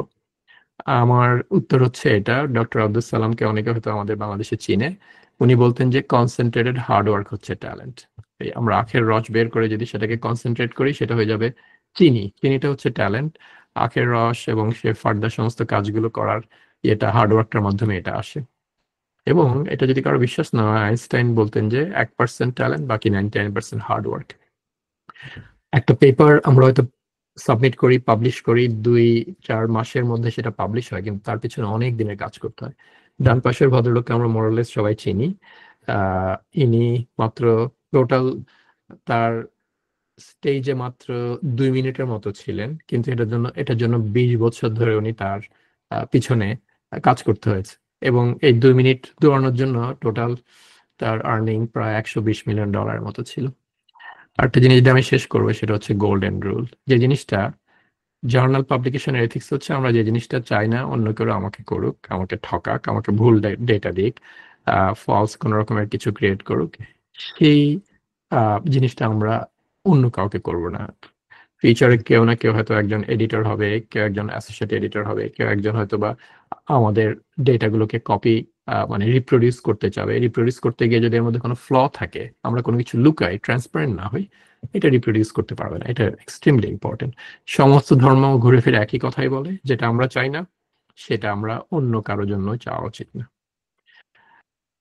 ইয়াং পিপলদেরকে আমি একটা জিনিস বলি, যারা পড়াশোনার মাধ্যমে উপরের দিকে উঠতে চায় আমরা, তাদের জন্য 2030 সালে প্রায় 85 মিলিয়ন, 8.5 কোটির মতো চাকরি এমপ্লয়মেন্ট শর্টেজ থাকবে। এই 2020 সালে ডান দিকে উপরের ম্যাপটা দেখাচ্ছে যে শর্টেজ কি পরিমাণ। আমেরিকাতে কিছুটা শর্টেজ আছে, তারপর হচ্ছে একমাত্র শর্টেজ নাই হচ্ছে এখন চায়নাতে, যেটা নীল রঙের রং দিয়ে দেখাচ্ছে, চায়না, রাশিয়া। কিন্তু 2030 সালে ইভেন চায়নাতেও শর্টেজ থাকবে, শুধুমাত্র ইন্ডিয়াতে শর্টেজ নাও থাকতে পারে, তারা যে প্ল্যান গুলো নিচ্ছে সেই কারণে। সারা ওয়ার্ল্ডে নলেজ বেসড ইকোনমির জন্য একটা বড় ধরনের শর্টেজ থাকবে। আমাদের দেশে আশা করি এই ধরনের নিউ চাকরি ক্রিয়েট হবে, এবং সেটার জন্য আমাদের লোকাল পিপলরা এখন যেভাবে আপনারা সবাই প্রিপারেশন নিচ্ছেন সেটা আলটিমেটলি কাজে দিবে। ওকে, এরপরের আলোচনার অংশটুকু মনে হচ্ছে না খুব একটা ইন্টারেস্টিং হবে। আমি আমার স্লাইড শেয়ার বন্ধ করেছি, আমি জানি না আমাকে কি এখনো দেখতে পাচ্ছেন অথবা শুনতে পাচ্ছেন আপনারা? শোনা যাচ্ছে স্যার এবং দেখাও যাচ্ছে আপনাকে। ওকে, সো এই মুহূর্তে আমি আশা করি সবাই আমার কথা, কিছুটা ইন্ট্রোডাক্টরি কথাগুলো বুঝতে পেরেছেন। ফার্দার ডিসকাশনটা আমি আমার কোশ্চেন অ্যান্সারের মাধ্যমে কন্টিনিউ করতে চাই। আমার কিছু স্লাইড আছে এথিক্স ইন রিসার্চ, কিভাবে জার্নাল চুজ করব, কিভাবে আমরা পিয়ার রিভিউ ফেস করব, কিভাবে আমরা অ্যান্সার করব তাদের কোশ্চেনগুলো। ডেফিনেটলি ওগুলো কমন সেন্স, বাট আলোচনার মাধ্যমে আমরা হয়তো এগুলোকে আরো পরিষ্কার করতে পারি, একজন আরেকজনকে সাহায্য করতে পারি। আমি আইদার টেক্সটের মাধ্যমে অথবা মাইক্রোফোন ওপেন করে কেউ যদি চান কথা বলার জন্য রিকোয়েস্ট করব। যদি মাইক্রোফোন ওপেন করেন তাহলে, অথবা আপনারা হাত তুলতে পারেন। এখানে যিনি এডিটর আছেন উনি হয়তো বা এক এক করে পারমিশন দিতে পারেন যারা কোশ্চেন করতে চান। আমি জানি না কিভাবে করতে চান। ডেফিনেটলি মূল টপিক আমাদের ছিল আজকে কিভাবে আমরা এথিক্যাল রিসার্চ করবো, ethics in research, journal selection, publication, peer review. But এই সবকিছু হচ্ছে অনেকটা জিনিসগুলোকে, আইডিয়াগুলোকে বিক্রি করার জন্য। বাট গুড আইডিয়া জেনারেট করাটা ভেরি ইম্পর্টেন্ট, সেটাকে প্যাকেজ করা ইম্পর্টেন্ট, সেটাকে রিফাইন করা ইম্পর্টেন্ট। আলটিমেটলি গুড আইডিয়া হলে, মাঝে মাঝে আমি ফেসবুকে দেখি একটা বড় মাছ পাওয়া গেছে, কে কিনতে চায়, সারা বাংলাদেশ থেকে সবাই হাত তুলে আমি কিনতে চাই। অনেকটা জার্নাল পেপার ভালো একটা লিখলে সারা ওয়ার্ল্ড থেকে জার্নাল এডিটররা হাত তুলবে যে ওকে আমরা পাবলিশ করতে চাই। বাট অবভিয়াসলি আমাদের কিছু ethical rules and regulations follow করতে হবে। আমি এখানে দু একটা কমেন্ট দেখতে পাচ্ছি। আমি রিনিউয়েবল এনার্জি নিয়ে, বিশেষ করে সোলার এনার্জি নিয়ে খুব আগ্রহী, এই বিষয়ে রিসার্চ করতে চাই, কিন্তু যেটা আগে থেকে অনেক কাজ হচ্ছে তাই জানতে চাই কোন স্পেসিফিক এরিয়াতে এখনো কাজ করার স্কোপ আছে। ওকে, কোন কোন ভালো direction? So very important question এটা। আমার মনে হয় এই ধরনের ডিসকাশনের জন্য হয়তোবা আমরা যেটা করতে পারি সেটা আরেকটা আমরা সেপারেট সেশন করতে পারি, অথবা যদি এখানে যারা এডিটর আছেন তারা অ্যালাউ করেন আমি হয়তোবা এই ব্যাপারেও অ্যান্সার করতে পারি। আপনাদের যারা এখানে এডিটর এবং ম্যানেজমেন্ট আছেন তাদের কি সাজেশন? আমি কি কোনো একটা টপিকের ডেপথে যাব? স্যার আপনি যদি চান অবশ্যই তাহলে ডেপথে গিয়ে আলোচনা করতে পারেন। ওকে, তাহলে আমি একটা দুইটা স্লাইড দেখাই। আহ, আমার স্লাইডটা কি দেখতে পাচ্ছেন আপনারা?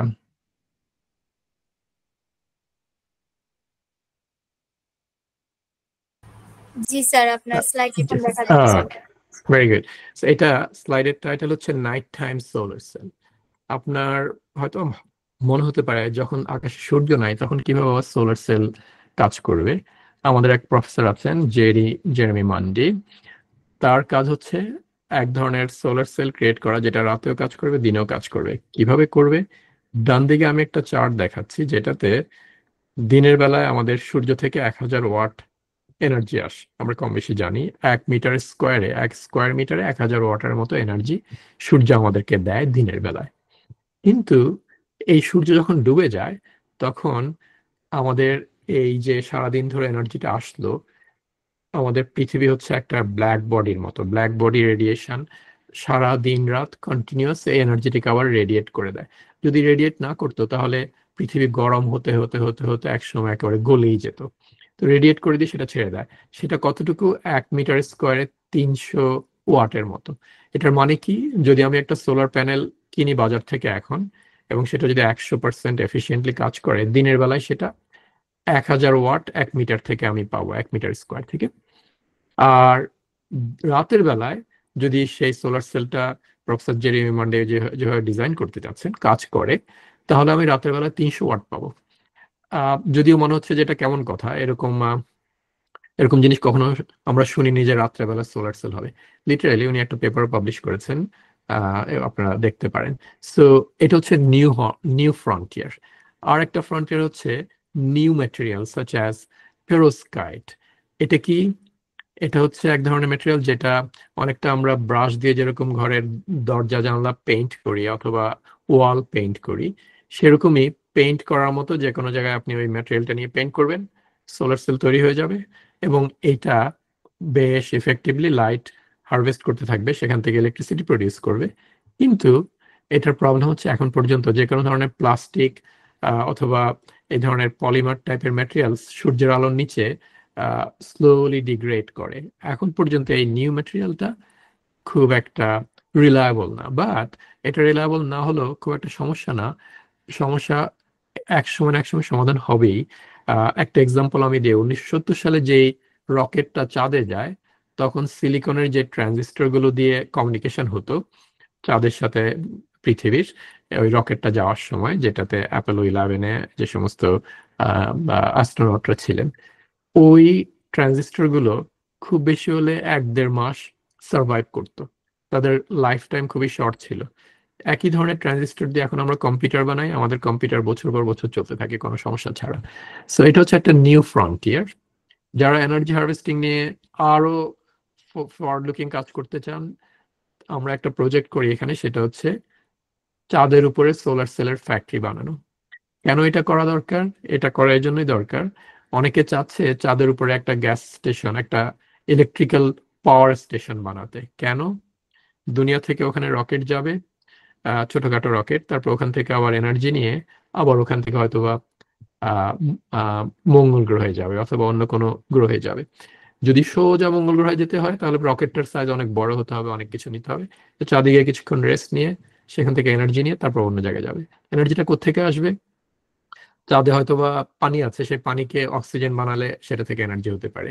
চাঁদে আহ সূর্যের আলো আসে, সেটা সোলার সেল হলে সেটা দিয়ে হয়তোবা আমরা এনার্জি ইলেকট্রিসিটি ক্রিয়েট করতে পারবো। ইলেকট্রিসিটি দিয়ে আমরা পানি থেকে অক্সিজেন বানাতে পারবো। কিন্তু সোলার সেল নেওয়াটা খুব একটা সহজ না। একটা এক্সাম্পল দিই, পৃথিবীতে 1 কিলোগ্রাম কনস্ট্রাকশনের ম্যাটেরিয়ালের দাম হচ্ছে 10 সেন্ট। 10 সেন্ট কত হবে বাংলাদেশি টাকায়? $10-12, $10-12 টাকা। কিন্তু এটা যখন চাঁদে আমরা ক্যারি করে নিয়ে যাই, মনে করেন একটা ইট বাংলাদেশি টাকায় 10 টাকা, সেটা চাঁদে নিয়ে গেলে, রকেটে করে নিয়ে গেলে ওটার দাম হচ্ছে $1.2 মিলিয়ন, যেটা পার কিলোগ্রাম জিনিসের খরচ পড়ে। মানে বিরাট টাকা। বাংলাদেশি টাকায় কত হবে? আমার মনে হয় 15 কোটি টাকার মতো 1 কিলোগ্রামের দাম হয়ে যাবে। সো চাঁদে আমরা এটাকে ক্যারি করে না নিয়ে চাঁদের মতো ভ্যাকিউমের মধ্যে কিভাবে সোলার সেল বানানো যায়, এটার প্ল্যান হচ্ছে new kind of scientific activity, energy harvesting. যদি এটা বাংলাদেশের জন্য হয়তো বা খুব একটা রেলেভেন্ট না, বাট চাঁদের উপর ফ্যাক্টরি বানানোর কথা হচ্ছে, চাঁদের মাটি দিয়ে সিলিকন বানানো হবে, চাঁদের মাটি দিয়ে সোলার সেল বানানো হবে। সবকিছু কারা করবে? রোবট। কিন্তু মানুষের তাহলে কাজ কি? এই জিনিসগুলোর রিসার্চ এখন হচ্ছে কিভাবে এই ধরনের ভ্যাকিউমের মধ্যে আমরা ইজিলি শত শত স্কোয়ার মিটার সোলার সেল বানাতে পারবো, সেগুলোকে রোবট কিভাবে হ্যান্ডেল করবে, এবং সেগুলো থেকে আমরা কিভাবে আলটিমেটলি এনার্জি কাজে লাগাতে পারবো। আমি শেয়ারিংটা স্টপ করছি, ঠিক এক্স্যাক্টলি জানি। ওকে, স্টপ প্রেজেন্টিং। সো কোশ্চেনের লং অ্যান্সার হচ্ছে এই ধরনের ফ্রন্টিয়ারগুলোতে এখন এনার্জি নিয়ে কাজ হচ্ছে। ওইটা একটা কোশ্চেন ছিল। এর মধ্যে আরো অনেকেই কোশ্চেন করেছেন। Can you STEM background collaboration with someone? STEM background, not exactly sure. যারা এখানে এডিটোরিয়াল বোর্ডে আছেন টিমে, তারা যদি চান কোশ্চেন চুজ করে পড়তে পারেন, যে করেছে তার নাম বলা সহ। আমি তখন হয়তো সেটাকে আরো এলাবোরেট করতে পারি, অ্যান্সার দিতে পারি। Priya Talukdar, getting a supervisor is rare in research field, especially national university. Sir, what is the advice for national university student? How can a national university student start research? So, national university গুলোর কি campus নাই? আমি exactly ঠিক বুঝতে পারিনি। তাদের কি ফ্যাকাল্টিরা এবং স্টুডেন্টরা একই ক্লাসরুমে বসেন না? কেউ কি জবাব দিবেন? স্যার, আপনি যদি অনুমতি দেন তাহলে আমি কি মানে পার্টিসিপেন্টসদের মাইক্রোফোনটা অন করে দিতে পারি? শিওর। সবাই অন করলে হয়তো বা অনেক বেশি মেসি হয়ে শব্দ যায়। হতে পারে ব্যাকগ্রাউন্ডে। যে প্রিয়া তালুকদার অন করে বলতে পারেন যদি আপনি এখন অ্যাভেলেবল থাকেন।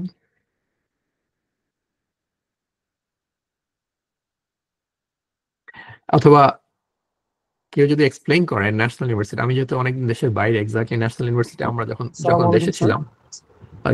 স্যার, আসলে ন্যাশনাল ইউনিভার্সিটির ব্যাপারটা হচ্ছে আমরা কোনো একটা ইউনিভার্সিটি যখন অ্যাপ্লাই করি তখন হচ্ছে ওরা রিকগনাইজ ইউনিভার্সিটি নামে একটা মানে হচ্ছে রিকোয়ারমেন্ট দেয় যে রিকগনাইজ ইউনিভার্সিটি। অ্যাকচুয়ালি বাংলাদেশে পাবলিক ইউনিভার্সিটি গুলো হচ্ছে রিকগনাইজ ইউনিভার্সিটি হিসেবে আমরা জানি। দ্যাট ইজ ওয়াই আর কি অনেকে একটু কনফিউশনে ভুগে যায় ন্যাশনাল ইউনিভার্সিটি থেকে অ্যাপ্লাই করা যায় কিনা। সো এগুলোতে কি স্টুডেন্টদের আন্ডার গ্রাজুয়েট অথবা গ্রাজুয়েট স্টুডেন্টদের রিসার্চের সুযোগ আছে? না স্যার, পার্টিকুলারলি সুযোগ নাই। তবে কেউ যদি চায় সে স্যার এটা এভাবে উদাহরণ দেওয়া যায়। স্যার, ন্যাশনাল ইউনিভার্সিটিগুলোতে ল্যাব নাই, that's the main point. So সে কোনো একটা স্টুডেন্ট বায়োলজি ফ্যাকাল্টিতে পড়ে, সো বায়োলজি ফ্যাকাল্টিতে যদি কেউ পড়ে তাহলে তাকে ব্যাকটেরিয়া ভাইরাস নিয়ে গবেষণা করতে হবে, বা এনভায়রনমেন্টাল বায়োলজি নিয়ে পড়াশোনা করতে হবে, বা ইকোলজি নিয়ে পড়াশোনা করতে হবে। সেই ক্ষেত্রে ওয়েল এস্টাবলিশ ল্যাবগুলো হচ্ছে এই ন্যাশনাল ইউনিভার্সিটিতে নাই। সো পাবলিক ইউনিভার্সিটি যেহেতু ল্যাবগুলো আছে, স্টুডেন্টরা পাবলিকেশন করতে পারে, রিসার্চ করতে পারে। আর বাইরে তো অবশ্যই হচ্ছে পাবলিকেশনের পাশাপাশি যদিও কারো পাবলিকেশন না থাকে তাহলে অ্যাটলিস্ট রিসার্চ এক্সপেরিয়েন্সটা চায় মাস্টার্সের জন্য বা হচ্ছে পিএইচডির জন্য। সো এটা হচ্ছে কনস্ট্যান্ট। ওকে ওকে, আমি কিছুটা বুঝতে পারছি। প্লিজ। আমি হচ্ছে একটু ন্যাশনাল ইউনিভার্সিটি এবং পাবলিক ইউনিভার্সিটি নিয়ে একটা বিষয় ব্যাখ্যা করতে চাই, মানে ক্লিয়ার হওয়ার জন্য। পাবলিক ইউনিভার্সিটি গুলা বা প্রাইভেট ইউনিভার্সিটি গুলা হচ্ছে মূলত তৈরি করা হয়েছে ইউনিভার্সিটি হিসেবে। ওখানের মূল কাজটাই হচ্ছে ইউনিভার্সিটি হিসেবে কাজ করা।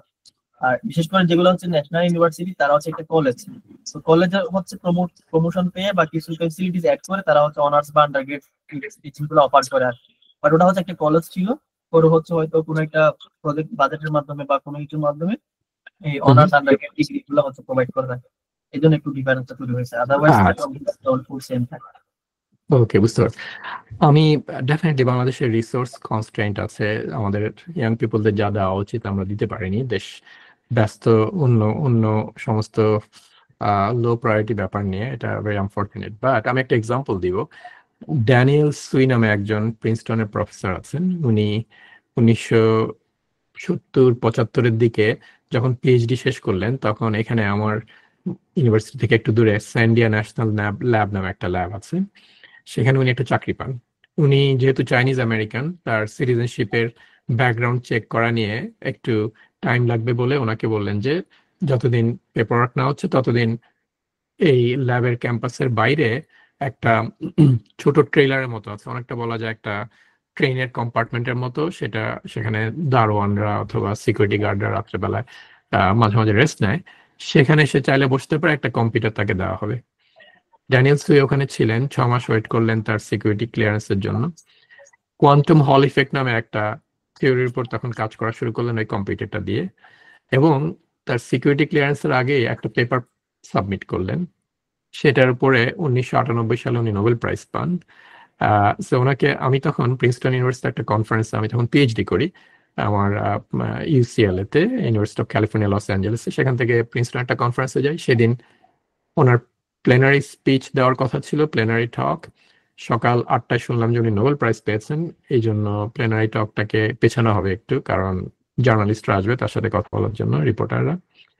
এবং আমার সুযোগ হলো ওনার সাথে তারপরে ডিনারে জয়েন করার। তো উনি বললেন যে 6 মাস কি করবো, আমি একটা কম্পিউটার প্রথমে ভাঙা ছিল, ওটাকে ফিক্স করলাম, তারপর এটা নিয়ে সিমুলেশন শুরু করলাম। 1970 সালের দিকের কম্পিউটার কেমন হবে আপনারা বুঝতেই পারছেন, এবং সেটা দিয়ে উনি একটা ওয়ার্ল্ড চেঞ্জ করার থিওরি এস্টাবলিশ করলেন। সো আমাদের রিসোর্স কম, অফকোর্স যারা মোটিভেটেড আলটিমেটলি তাদের, আমি এই ধরনের গল্প বলি, এর বাইরে আমাদের এই মুহূর্তে ন্যাশনাল পলিসি চেঞ্জ হওয়া পর্যন্ত করার সুযোগ খুবই কম।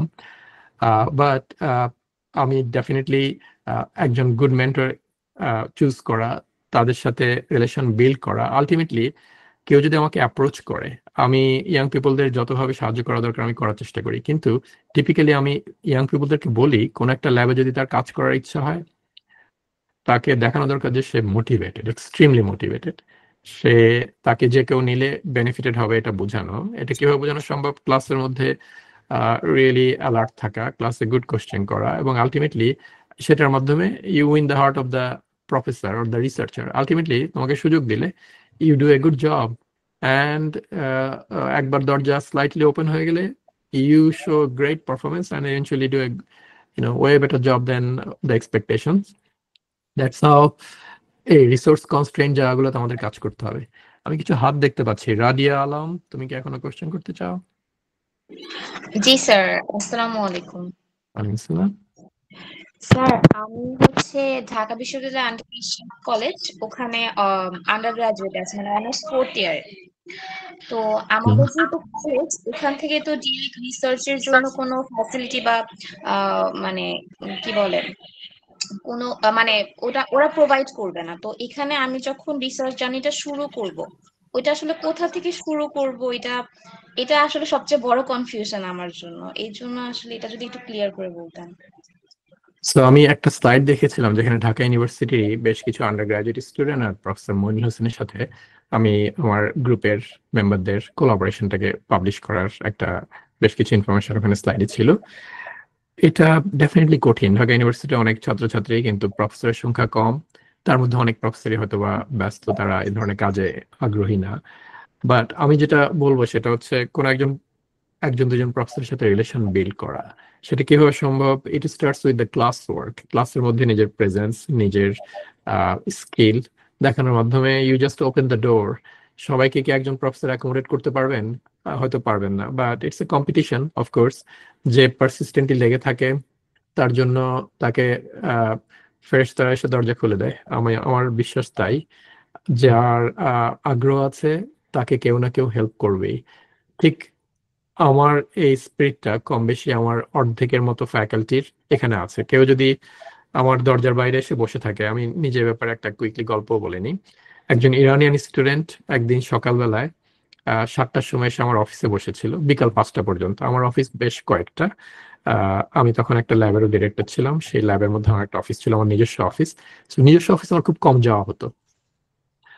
এইখানে সকাল 7টা থেকে এসে বসছিল মেইনলি, সে নিউ একজন ইমিগ্রেন্ট, তার আমেরিকা এক্সপিরিয়েন্স নাই, সে ইরান থেকে মাস্টার্স করে এসেছে এবং সে আমার ল্যাবে ভলান্টিয়ার হতে চায়। বিকাল 5টা আমি আমার অফিসে গেলাম একটা লেজার পয়েন্টার নিতে। তারপর দেখলাম যে একজন অফিসের বাইরে বসে আছে। আমি তাকে জিজ্ঞেস করলাম কি ব্যাপার, সে বললো যে সে কথা বলতে চায়। আমি বললাম আমি একটা পিএইচডির কোয়ালিফাইং এক্সামে যাচ্ছি আগামী 2 ঘন্টার জন্য, 2 ঘন্টা পরে হয়তো আমার টাইম হবে। ও বললো যে সকাল 7টা থেকে সে এসে বসে আছে। সো ডেফিনেটলি, এবং সে বললো যে সে আমাকে 11টা ইমেল পাঠিয়েছে। আমি ব্যস্ত, এটা ঠিক, কিন্তু এতগুলো ইমেল কেউ পাঠালে আমি আলটিমেটলি হয়তো আমার রেসপন্স করা উচিত মনে করি। আমি গিয়ে দেখলাম যে কম্পিউটারে দেখলাম যে আসলেই তাই, 11টা ইমেল আছে। সকাল থেকে বসে আছে বিকজ আমার কাছ থেকে রেসপন্স না পেয়ে সে ভাবলো যে আমার অফিসে এসে ধরবে। আলটিমেটলি ছেলেটার মোটিভেশনের কারণে আমি তাকে বললাম আমার ল্যাবে পরের দিন আসতে। তারপর আমার ল্যাবে তারই পরের দিন আমার সিলিকন ভ্যালির এক কলিগ বললো যে তারা একজন স্টুডেন্ট চায় যাকে তারা একটা স্টাইপেন্ডও দিবে এবং পার্ট টাইম তাদেরকে হেল্প করতে পারবে, এবং সেই প্রজেক্টটাতে তারা সিলিকন ভ্যালির কোম্পানিটা আমার ল্যাবের সাথে কোলাবোরেট করতে চায়। এটা রিয়েলি একটা গ্রেট অপরচুনিটি। আমি মনে করি যে ছেলেটার আহ, নিজের চেষ্টাটা একটা অংশ ছিল আর তার বাকি অংশটুকু করেছে ফেরেশতারা, তোমরা যদি বিশ্বাস করতে চাও। সো আলটিমেটলি ওই ছেলেটাকে আমি পিএইচডি স্টুডেন্ট হিসেবে আমার ল্যাবে নেই। 4 বছর আগে সে পিএইচডি শেষ করে এখন আমাদের এখানে একটা ন্যাশনাল ল্যাব আছে, লরেন্স লিভারমোর ন্যাশনাল ল্যাবে, ওখানে একজন সায়েন্টিস্ট হিসেবে কাজ করছে। So you just have to show motivation. There are people যারা হাইলি মোটিভেটেড পিপলকে হেল্প করার জন্য নিজের গাটের পয়সা দিয়েও চেষ্টা করবে। Sir, I hope. এখানে ওভারঅল একটা কোয়েশ্চেন পাওয়া যাচ্ছে সবার কাছ থেকে যে তাদের অনার্স ব্যাকগ্রাউন্ড বা আন্ডার গ্রাজুয়েটের ব্যাকগ্রাউন্ড অন্য একটা ছিল এবং তারা অন্য কোনো সাবজেক্টে বা অন্য কোনো টপিকে দেখা যাচ্ছে রিসার্চ করতে চাচ্ছে। তো সেক্ষেত্রে তারা এই কাজটা কিভাবে এগোতে পারে বা কিভাবে অ্যাপ্রোচটা করতে পারে, কিভাবে শুরু করতে পারে? যেমন এখানে অনেকে সাইকোলজি ব্যাকগ্রাউন্ড থেকে কিভাবে শুরু করতে পারে জানিয়েছে, অনেকে সিএসসি ব্যাকগ্রাউন্ড থেকে কিভাবে শুরু করতে পারে জানিয়েছে। এরকম আরো অনেকগুলো কোয়েশ্চেন আমাদের প্রায়ই কিভাবে শুরু করতে পারে এই বিষয়টা নিয়ে জানতে চাচ্ছে, এবং বাইরের দেশে এর অপরচুনিটি কেমন হবে, কোন ধরনের সাবজেক্ট তারা সিলেক্ট করবে, এই ধরনের বিষয় কোয়েশ্চেনটা জানতে চাচ্ছে। যদি এই বিষয়টাতে কিছু বলতেন স্যার। যখন কেউ, definitely it's very good question, যখন কেউ পিএইচডি করতে চায় তখন দুইভাবে করতে পারে। একটা হচ্ছে কেউ হয়তো একটা গভর্নমেন্টের অথবা প্রাইভেট অর্গানাইজেশনের ফেলোশিপ পেয়ে আমাকে অ্যাপ্রোচ করলো যে professor, I want to do this in your lab. You have the equipment and resource, but I have my own topic. আমি তাদেরকে ওয়াইডলি দরজা খুলে দিই। এরকম বেশ কিছু স্টুডেন্ট আমার সাথে পিএইচডি করেছে। টিপিক্যালি যেটা হয় আমি তাদের কাছ থেকে শিখি, কিন্তু আমি তাদেরকে গাইডেন্স অফার করি কিছু কিছু ব্যাপারে, বাট মোরলেস আমার জন্য একটা বিগ শেখার অপরচুনিটি হয়। আমার রেসপন্সিবিলিটি কি? জাস্ট গাইডেন্স দেওয়া, কিন্তু আমাকে ফাইন্যান্সিয়াল কোনো সাপোর্ট দিতে হচ্ছে না বিকজ তার নিজস্ব টাকা আছে। আরেক ধরনের পিএইচডি স্টুডেন্ট হচ্ছে প্রতি বছর আমার তাদের জন্য $1.5 লাখ করে বাজেট করতে হয়। আর কেউ যদি 4-5 বছর থাকে, বোঝা যাচ্ছে প্রায় $6-7 লাখ আমার বাজেট আগে থেকে রেডি রাখতে হয় যাতে সে পিএইচডি করতে পারে। যখন ওই ধরনের সিচুয়েশন হয় তখন আমার এই $6-7 লাখ বাজেটটা কোন একটা প্রজেক্ট থেকে আসে। আমি হয়তো প্রজেক্টে প্রমিস করেছি যে আমার সিঙ্গেল ফোটন আমি ডিটেক্ট করব, খুবই ফাস্ট করব, হাইলি এফিসিয়েন্টলি করব, একটাও মিস হবে না, এবং এটাকে সেমিকন্ডাক্টর টেকনোলজি দিয়ে করব। এটার জন্য যারা আমাকে টাকা দিল তারা চাবে আমি এক্স্যাক্টলি এটার উপরে কাজ করি। যারা এটার উপর পিএইচডি করবে তাদের এটাই চুজ করতে হবে। এখন এটার জন্য যদি ব্যাকগ্রাউন্ড থাকে, ভেরি গুড, তারা আমার ল্যাবে জয়েন করতে পারবে। যদি ব্যাকগ্রাউন্ড না থাকে, তাদের হয়তো বা কম্পিটিশনে আমি 3-4 জন অ্যাপ্লিকেন্ট থেকে যদি 1-2 জন চুজ করি, তার হয়তো অনেকে বাদও পড়ে যেতে পারে। সেটা দুইভাবে কাজ করে। এখন আন্ডার গ্রাজুয়েট স্টুডেন্টের ক্ষেত্রে আমি যেটা বলবো, যেহেতু ফাইন্যান্সিয়াল ফ্যাক্টরটা এখানে খুব একটা বড় ফ্যাক্টর না, আমাদের ফ্যাকাল্টিরা কম বেশি খবর রাখে ওয়ার্ল্ডে কোনটা কাটিং এজ প্রবলেম, কোন প্রবলেমটা অলরেডি ডেড, অবসলিট, কোনটাতে কাজ করলে হয়তো পাবলিশ করা যাবে কিন্তু ওই পেপার কেউ পড়বে না। যেটা নিউ এক্সাইটিং টপিক সেটার উপরে আমরা প্রত্যেক ইউনিভার্সিটিতে প্রফেসররা কম বেশি তাদের এক্সপার্টিস তাদের ওয়েব পেজে লেখেন। আমাদের ইন্টারেস্টের সাথে সেটা যদি ম্যাচ করে, তাহলে প্রফেসরকে অ্যাপ্রোচ করার আগে ডেফিনেটলি আমি এটার উপরে কিছুটা ব্যাকগ্রাউন্ড হোমওয়ার্ক করে নেওয়া দরকার, দু একটা রিভিউ পেপার পড়া দরকার, নিউজ পেপারের আর্টিকেল, তারপর হচ্ছে ম্যাগাজিন, যেগুলো পপুলার ম্যাগাজিন সাধারণ মানুষের জন্য লেখা, সেগুলো পড়া দরকার। কিছুটা আন্ডারস্ট্যান্ডিং ডেভেলপ হলে দেন প্রফেসরের সাথে অ্যাপয়েন্টমেন্ট নিয়ে কথা বলে বলা দরকার যে ওকে, আমি এখানে শুধু কোন রকম ফাইন্যান্সিয়াল ইন্টারেস্ট নিয়ে আসিনি। I want to sharpen my scientific skill, I want to help in your research, if you can accommodate me. কম বেশি সবাই ব্যস্ত, কিন্তু কেউ যখন হাইলি মোটিভেটেড পিপলকে দেখে, আমি যেরকম আমার এক স্টুডেন্ট এক্সাম্পল দিলাম, ইরানিয়ান, কম বেশি সবাই তাদের জন্য জায়গা করে নেয়। ওই ইরানিয়ান স্টুডেন্টের জন্য আমার প্ল্যান ছিল না, বাট আমি তার পিএইচডির ভর্তির টাইম সে আমার সাথে দেখা করেছে মার্চ মাসে, বাই সেপ্টেম্বর তার জন্য আমার টাকা আমি রেডি করেছি, because I saw high level of motivation. এবং তাকে আমার হেল্প করাটা মনে হচ্ছে আমার জন্যই হেল্পফুল হবে, বিকজ একজন ভালো সায়েন্টিস্ট ওয়ার্ল্ডে থাকা মানে হচ্ছে ওয়ার্ল্ডে আর একটু বেটার হওয়া। সো আমার নিজের স্বার্থে আমি সেটা করলাম, বাট আলটিমেটলি এটা win win for everyone.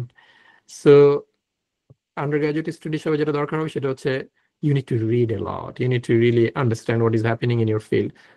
Under graduate text book কখনো কাটিং এজ ম্যাটেরিয়াল গুলো কভার করে না। কিভাবে আমরা সেটা জানবো?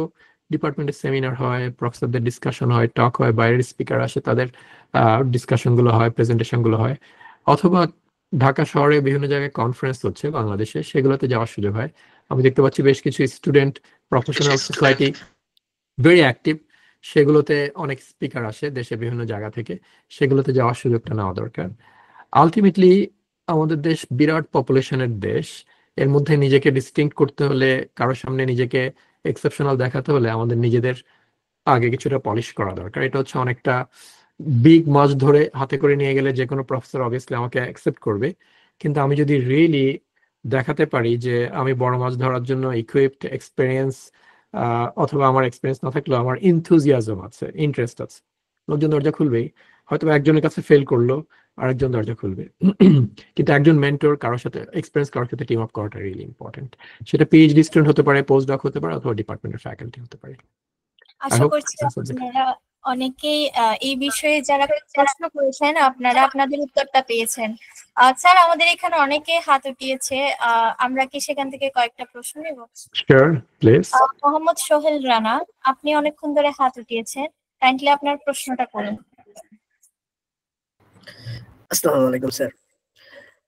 স্যার, আমি হচ্ছে ঢাকা ইউনিভার্সিটির অধিভুক্ত সরকারি 7 কলেজের থেকে হচ্ছে আমি রিসেন্টলি আমার গ্র্যাজুয়েশনটা কমপ্লিট করেছি, এবং আমি হচ্ছে স্যার ঢাকাতে হচ্ছে একটা প্রাইভেট কোম্পানিতে হচ্ছে আইটি ডিপার্টমেন্টে হচ্ছে কাজ করছি, আইটি ডিপার্টমেন্টটা দেখাশোনা করছি। এবং স্যার আমার যদি গ্র্যাজুয়েশনের যে সাবজেক্টটা ছিল স্যার, সেটা হচ্ছে রাষ্ট্রবিজ্ঞান ছিল বা পলিটিক্যাল সায়েন্স ছিল, বাট আমার স্যার ইন্টারেস্টটা হচ্ছে টেক ইন্ডাস্ট্রিতে। আমি যেহেতু একটা কোম্পানিতে আইটি ডিপার্টমেন্টে কাজ করছি, সেই সুবাদে আসলে আমি ছোটবেলা থেকে একটু টেক এনথুসিয়াস্ট ছিলাম, কিন্তু তার বাংলাদেশের প্রেক্ষাপটে আমি আসলে সিএসসি নিয়ে বা আইটি নিয়ে কোনো সাবজেক্ট আসলে আমার অনার্স কমপ্লিট করার সৌভাগ্যটা হয়নি স্যার। এখন আমি স্যার কিছু রিসার্চ করতেছি, বাট আমি যে কোম্পানিতে স্যার কাজ করি এটা একটা ফুড কোম্পানি স্যার, ওরা হচ্ছে অর্গানিক ফুড নিয়ে কাজ করে। তো আমি স্যার আমার দিক থেকে একটা বড় ভাইয়ের সাথে, ঢাকা ইউনিভার্সিটির এক বড় ভাইয়ের সাথে মিলে একটা রিসার্চ পেপার নিয়ে কাজ করছি, যেটা টপিক হচ্ছে অর্গানিক ফুড। আমি স্যার আপনার কাছ থেকে জাস্ট পরামর্শ চাচ্ছি স্যার, যেহেতু আমার গ্র্যাজুয়েশন সাবজেক্টটা হচ্ছে পলিটিক্যাল সায়েন্স এবং আমার ইন্টারেস্টটা হচ্ছে টেক বা আইটি তে স্যার, আমি আসলে কোন দিকটা বা কিভাবে আগালে আমার জন্য সামনের ফিউচারটা ব্রাইট হবে। এবং আমি স্যার আমার মাস্টার্সটা চাচ্ছিলাম আমি বাইরের দেশে করতে, যার জন্য আমি আমার নিজেকে আসলে স্যার ওইভাবে তৈরি করছিলাম। আমি জাস্ট আপনার এখানে আসলে আপনার পরামর্শ চাচ্ছিলাম sir. You know, this is really a great question. আমরা বেশ কিছু সাকসেসফুল পিপলের কম বেশি অনেকেই আমরা নাম জানি, যেমন বিল গেটস, তার কোনো ডিগ্রি নাই। তারপর এখন ইলন মাস্ক আছে, সে ইউনিভার্সিটি থেকে ড্রপ আউট। ভেরি ফেমাস একজন বিজনেসম্যান আছে বে এরিয়ার, সে হচ্ছে বেশ বড় একটা data company, data and information company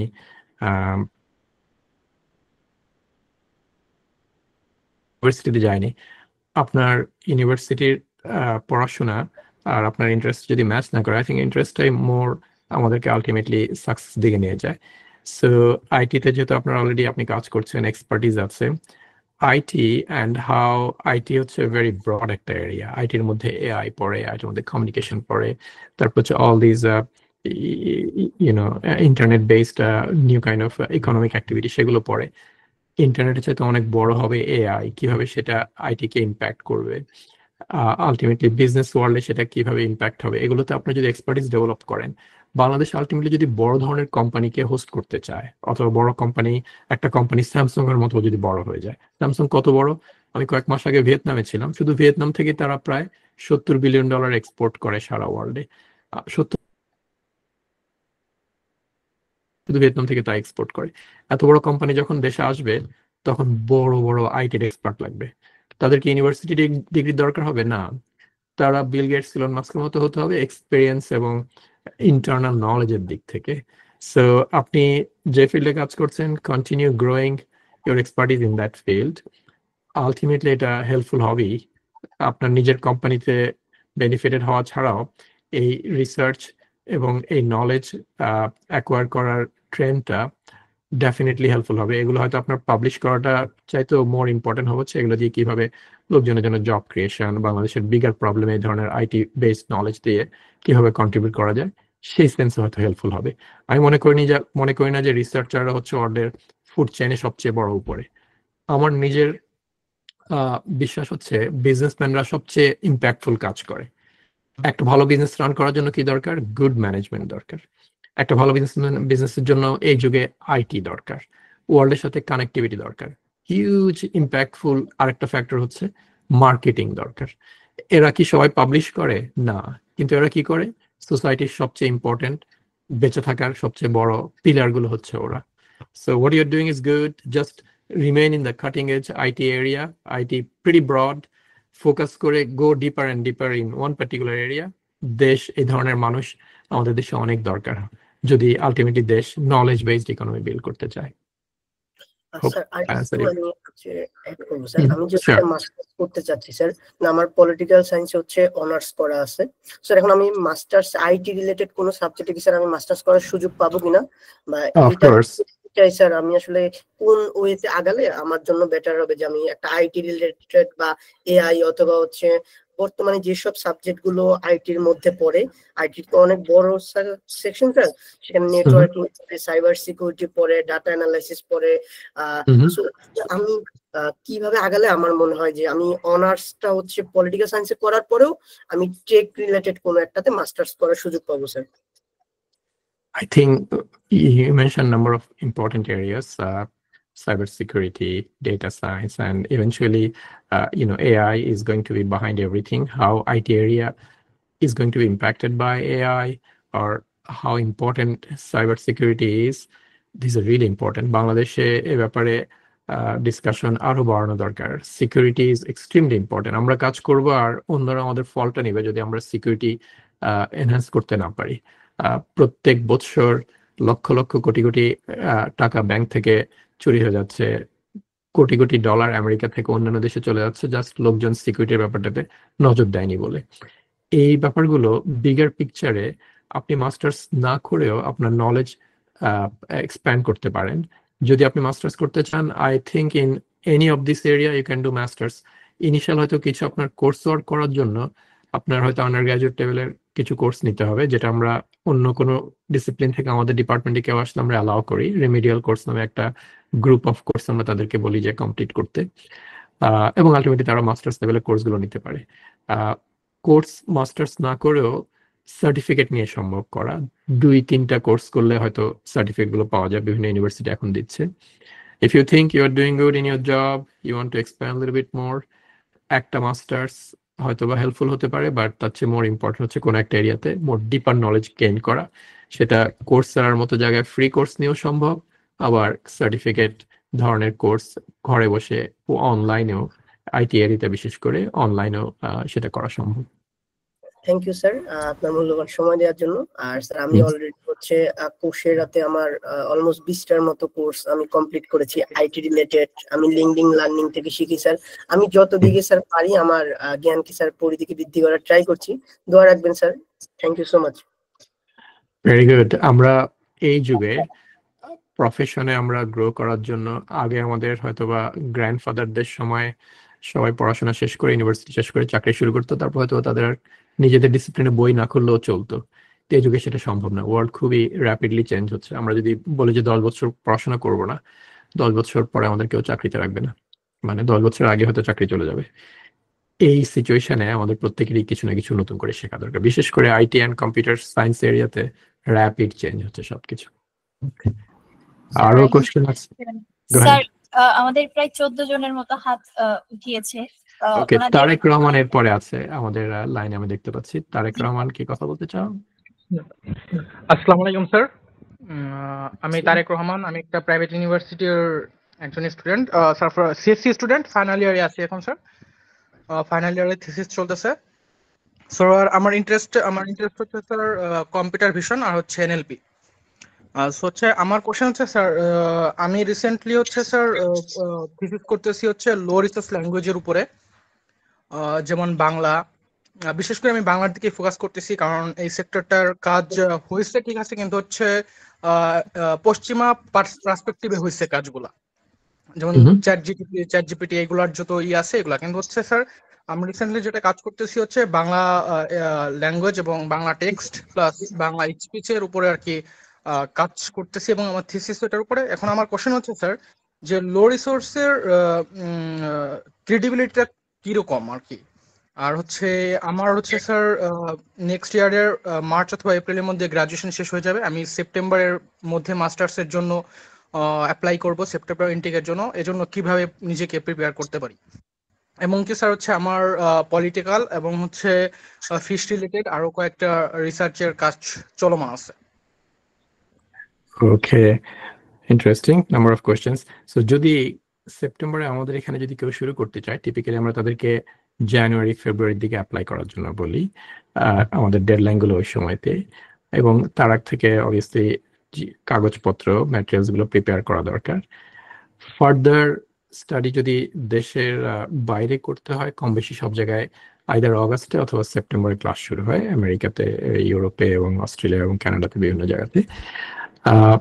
যদি শুধুমাত্র মাস্টার্সই গোল থাকে, তাহলে হয়তোবা বেশিরভাগ ক্ষেত্রে এটা কোর্স ওয়ার্ক বেসড হয়। এখানে রিসার্চের অপরচুনিটি লিমিটেড। অনেক সময় মানুষ রিসার্চ করে এবং পাবলিশও করে যারা আর একটু ডিপার যেতে চায়, but course work based master is not a bad idea. আমি এগুলো সব প্রফেশনাল ডেভেলপমেন্টের জন্য হেল্পফুল মনে করি। কিন্তু কেউ যদি রিসার্চ করতে চায় এডিশনালি, ওই পথটাও সবসময় খোলা আছে। তবে বেশিরভাগ মাস্টার্সে যারা শুধুমাত্র মাস্টার্সের জন্য আসে, খুব স্মল নাম্বার অফ স্টুডেন্টই ফাইন্যান্সিয়াল সাপোর্ট পায়। I hope you know that. এবং বাইরে পড়াশোনাটা বেশ এক্সপেন্সিভ। আর কোশ্চেন ছিল, are you currently doing some research? জি স্যার, আমি এনএলপি হচ্ছে স্যার লো রিসোর্স ল্যাঙ্গুয়েজ আর কি বাংলা নিয়ে কাজ করতেছি, বাংলা ল্যাঙ্গুয়েজ নিয়ে আর কি স্যার। আচ্ছা আচ্ছা। সেটা যেমন স্যার স্পিচ দিয়ে হচ্ছে স্পিচ অ্যান্ড হচ্ছে স্যার বাংলা টেক্সট দিয়ে হচ্ছে এমন কিছু একটা তৈরি করতে যাচ্ছি, যেমন হচ্ছে স্যার রিসেন্টলি হচ্ছে আমি পলিটিক্যাল বিষয়গুলো দিয়ে একটু ফোকাস করতেছি। লাইক আমার হচ্ছে এমন কিছু একটা তৈরি করা হচ্ছে, দেখা যাচ্ছে যে আমি একটা অ্যানালাইসিস করতে পারবো যে আচ্ছা এখন হচ্ছে পলিটিক্যাল মুভগুলো কেমন হচ্ছে, অথবা মানুষের মনোভাবগুলো কেমন, এরকম একটা ফ্রেমওয়ার্ক তৈরির চিন্তা করতেছি স্যার আর কি। Oh, this is really good. I think these are publishable work and activities. So are you, আপনি কি কোনো প্রফেসরের সাথে, কোনো ফ্যাকাল্টির সাথে কাজ করছেন? স্যার এটা হচ্ছে রিসেন্টলি হচ্ছে আইডিয়াটা আমার আসছে, আমি হচ্ছে টিম গঠন করে ফেলছি। আমাদের হচ্ছে অপটিমাসলি একজন পার্ট টাইম ফ্যাকাল্টি আসছেন, L2 অ্যাসিস্ট্যান্ট প্রফেসর। উনিও অপটিমাসলিতে data scientist as a manager হিসেবে আছেন। তো ওনাকে অ্যাজ এ মেন্টর হিসেবে বিষয়টা বলেছি, উনি বলছে it's a very good idea, I can help with any time, you can টিমটা করে আর কি তার সাথে আপনি আমাদের কথা বলতে বলছেন। Very good.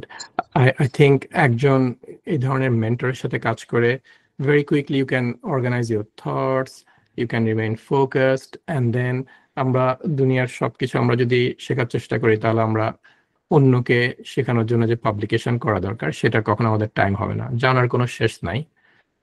একটা ছোটবেলায় মুভি ছিল, জানার কোনো শেষ নাই, জানার চেষ্টা বৃথা তাই। কিন্তু আমরা যদি পাবলিশ করতে চাই, একটা সময় আমাদেরকে কিছু ফোকাসড থট অর্গানাইজ করে সেটাতে ইন ডেপথ ডিসকাশন করে পাবলিশ করতে হবে, and this mentors can help you. তো ডেফিনেটলি ওয়ার্ক উইথ দেম। তারা অলরেডি পাবলিশ করেছেন, তারা এই ব্যাপারে experienced. I think this are very important things. বাংলাদেশের কনটেক্সটে যে কোনো ধরনের এরকম আইডিয়া, নতুন কোনো কনসেপ্ট, নতুন কোনো টেকনোলজি কিভাবে ইম্প্যাক্ট করে সোসাইটিতে, কিভাবে সেটা ইন্ট্রোডিউস করতে হবে, এগুলো কিন্তু বিগ ইম্পর্টেন্ট ফ্যাক্টর। আমি ছোট্ট একটা উদাহরণ দিই। যখন আমেরিকাতে প্রথম প্লাজমা টিভি ইন্ট্রোডিউস করা হয়, প্লাজমা টিভি খুবই energy hungry, extremely very hot একটা ডিভাইস, কন্টিনিউয়াস এনার্জি খরচ করতো। এটা প্রায় 15 বছর আগের ব্যাপার। কি হলো, মানুষ বিকাল 5টার দিকে অফিস থেকে সে টিভি অন করতো, হয়তো রান্না বান্না করার সময় টিভি দেখতো। একটার পর একটা ট্রান্সফরমার বিভিন্ন রাস্তায় এক্সপ্লোড করা শুরু করলো। কেন করলো? কারণ এই পরিমাণে এনার্জি একসাথে কেউ আর কখনো হ্যান্ডেল করেনি, মানে ট্রান্সফর্মার গুলো। সো আলটিমেটলি দেখা গেল যে এনাফ স্টাডি হওয়ার আগেই এগুলো সোসাইটিতে ইন্ট্রোডিউস করা হয়েছে টিভি গুলো। স্লোলি ফরচুনেটলি এখন আর প্লাজমা টিভি নাই বাজারে, এখন বেশিরভাগ হচ্ছে এলইডি অথবা অর্গানিক এলইডি। এটা স্টাডি যদি আগে থেকে করা হতো, ইম্প্যাক্ট কি হবে ধরা হতো, তাহলে এই প্রবলেমটা হতো না। একই প্রবলেম এখন হচ্ছে, হিউজ নাম্বার অফ ইলেকট্রিক্যাল কার এখন মার্কেটে, এগুলো চার্জ করা, এগুলো ইলেকট্রিসিটি ম্যানেজ করাও আগে থেকে প্রেডিক্ট করা উচিত ছিল, স্টাডি হয়নি। আমাদের কিছু স্টুডেন্ট এখন এটার উপর কাজ করছে যে কিভাবে সোসাইটি এগুলোর জন্য প্রিপেয়ার্ড হতে পারতো। So what you are working on, কিভাবে সোসাইটিকে ইম্প্যাক্ট করবে, মার্কেটকে ইম্প্যাক্ট করবে, আমাদের বেচা কেনাকে ইম্প্যাক্ট করবে, ডেফিনেটলি এগুলো স্টাডি করা, এগুলো পাবলিশ করার জন্য রিয়েলি টপ জার্নাল আছে, সেগুলোতে অ্যাপ্রোচ করাটা ভেরি গুড আইডিয়া। ওকে, দেন আমাদের এখানে আমি আছে, একটু বেশি টাইম নিলাম স্যার, ছোট্ট একটা থট শেয়ার করবো স্যার, এবং আমি আপনার কাছ থেকে একটা সাজেশন চাবো। সাজেশনটা হচ্ছে, রিসেন্টলি দেখতেছি স্যার হচ্ছে আইডিয়া জেনারেশন করাটা খুব কঠিন হয়ে যাচ্ছে, কিন্তু আইডিয়াটা ইমপ্লিমেন্ট করা ইজি হয়ে যাচ্ছে through huge number of resource. এক্ষেত্রে স্যার আমরা কি করবো? যেমন কোন একটা আইডিয়া, রিসেন্টলি আমি একটা ফেস করছি যে আমি 2 মাস আগে একটা আইডিয়া চিন্তা করছি যে আচ্ছা আইডিয়াতে কাজ করবো, কিন্তু দেখা যাচ্ছে 2 সপ্তাহ 3 সপ্তাহ পর ওই আইডিয়ার উপর একটা কাজ চলে আসছে। তো এর বিষয়গুলো নিয়ে হচ্ছে কিভাবে হ্যান্ডেল করতে পারি, অথবা কিভাবে নিজেকে আরো গ্রো আপ করতে পারি? আইটি এরিয়াটা রিয়েলি ফাস্ট, সারা world huge amount of investment করেছে আইটিতে, লার্জ নাম্বার অফ পিপল কাজ করছে, এবং বেশ কিছু টুলস অলরেডি অ্যাভেলেবল, এআই এর টুলগুলো, যে কারণে প্রোগ্রেস রিয়েলি ফাস্ট হচ্ছে। এই জন্য টিপিক্যালি আমার ডিপার্টমেন্টের কলিগরা ইভেন জার্নালে তাদের আইটি রিলেটেড অনেক কিছুই পাবলিশ করে না এখন, আর কোথায় করে? কনফারেন্সে। কারণ জার্নালে হয়তো পাবলিশ করতে 4-6 মাস লাগবে, তার আগে এটা অবসলিট হয়ে গেল। কনফারেন্সে তারা যায়, টক দেয়, এটাকে হয়তোবা আর্কাইভে রাখা হয়, কিন্তু এটাকে জার্নাল পেপার লেখার জন্য যে পরিমাণ এক্সট্রা কাজ করা দরকার তারা করতে চায় না, বিকজ আর কেউ হয়তো পড়বেই না এটা, বিকজ ওই আইডিয়াটা এখন আর ভ্যালিডও না। Definitely you are right, so you have to move fast. এই জন্য গুড টিম, কুইকলি কাজ করা, এবং সেটা মার্কেটে নিয়ে আসাটা দরকার। এটার কোনো অল্টারনেটিভ আমি দেখি না, you just have to be fast. Thank you so much okay, sir. Alright. তারপরে প্রত্যয়, এফাকে একটু জিজ্ঞেস করিনি, এখানে যারা আছেন অর্গানাইজার, বনি আক্তার, জালালউদ্দিন। আমি আমার অরিজিনাল টপিক ছিল ethics in research, journal selection, publication, peer review. টপিকগুলো খুব একটা ইন্টারেস্টিং না, সো আমি ওটাকে লোকই রাখলাম, but have bunch of slides if you want. And then আমার মনে হয় যারা এই ব্যাপারে কোশ্চেন করতে চায়, I would give them priority, just unmute yourself and speak up, or যারা এখানে হাত তুলেছেন তাদের মধ্যে থেকে আমি এক এক করে যাব। Bonny Akter and Jalaluddin, you can decide. Sir আমার মনে হয় এখানে যারা হাত তুলেছে তাদের থেকে Okay. প্রশ্ন হলে ভালো হয়। ওকে, শিওর। সো তারপর প্রত্যয় সেন আছে, তুমি কি বলতে চাও? ওকে ওকে স্যার, আমি প্রথমে বলতে চাই আমি হচ্ছে Dhaka varsity institute of disaster management and vulnerability studies এর স্টুডেন্ট। এটা মূলত ঢাকা ভার্সিটির যে কলা অনুষদের ক্ষয় ইউনিটে সেখানে ভর্তি হয়। এখন এই জায়গার সমস্যা হচ্ছে আমাদের আরেকটা ডিপার্টমেন্ট আছে এরকম, disaster science and climate resilience, যেখানে সায়েন্স রিলেটেড মানে একই সাবজেক্ট, কিন্তু সায়েন্সের দিকে একটু বেশি ফোকাস করে, আর আমাদের এইদিকে একটু সোশ্যাল সায়েন্সের দিকে একটু বেশি ফোকাস করে। এখন আমি চাচ্ছি যে মানে ডিজাস্টার ম্যানেজমেন্ট এন্ড ভালনারেবিলিটি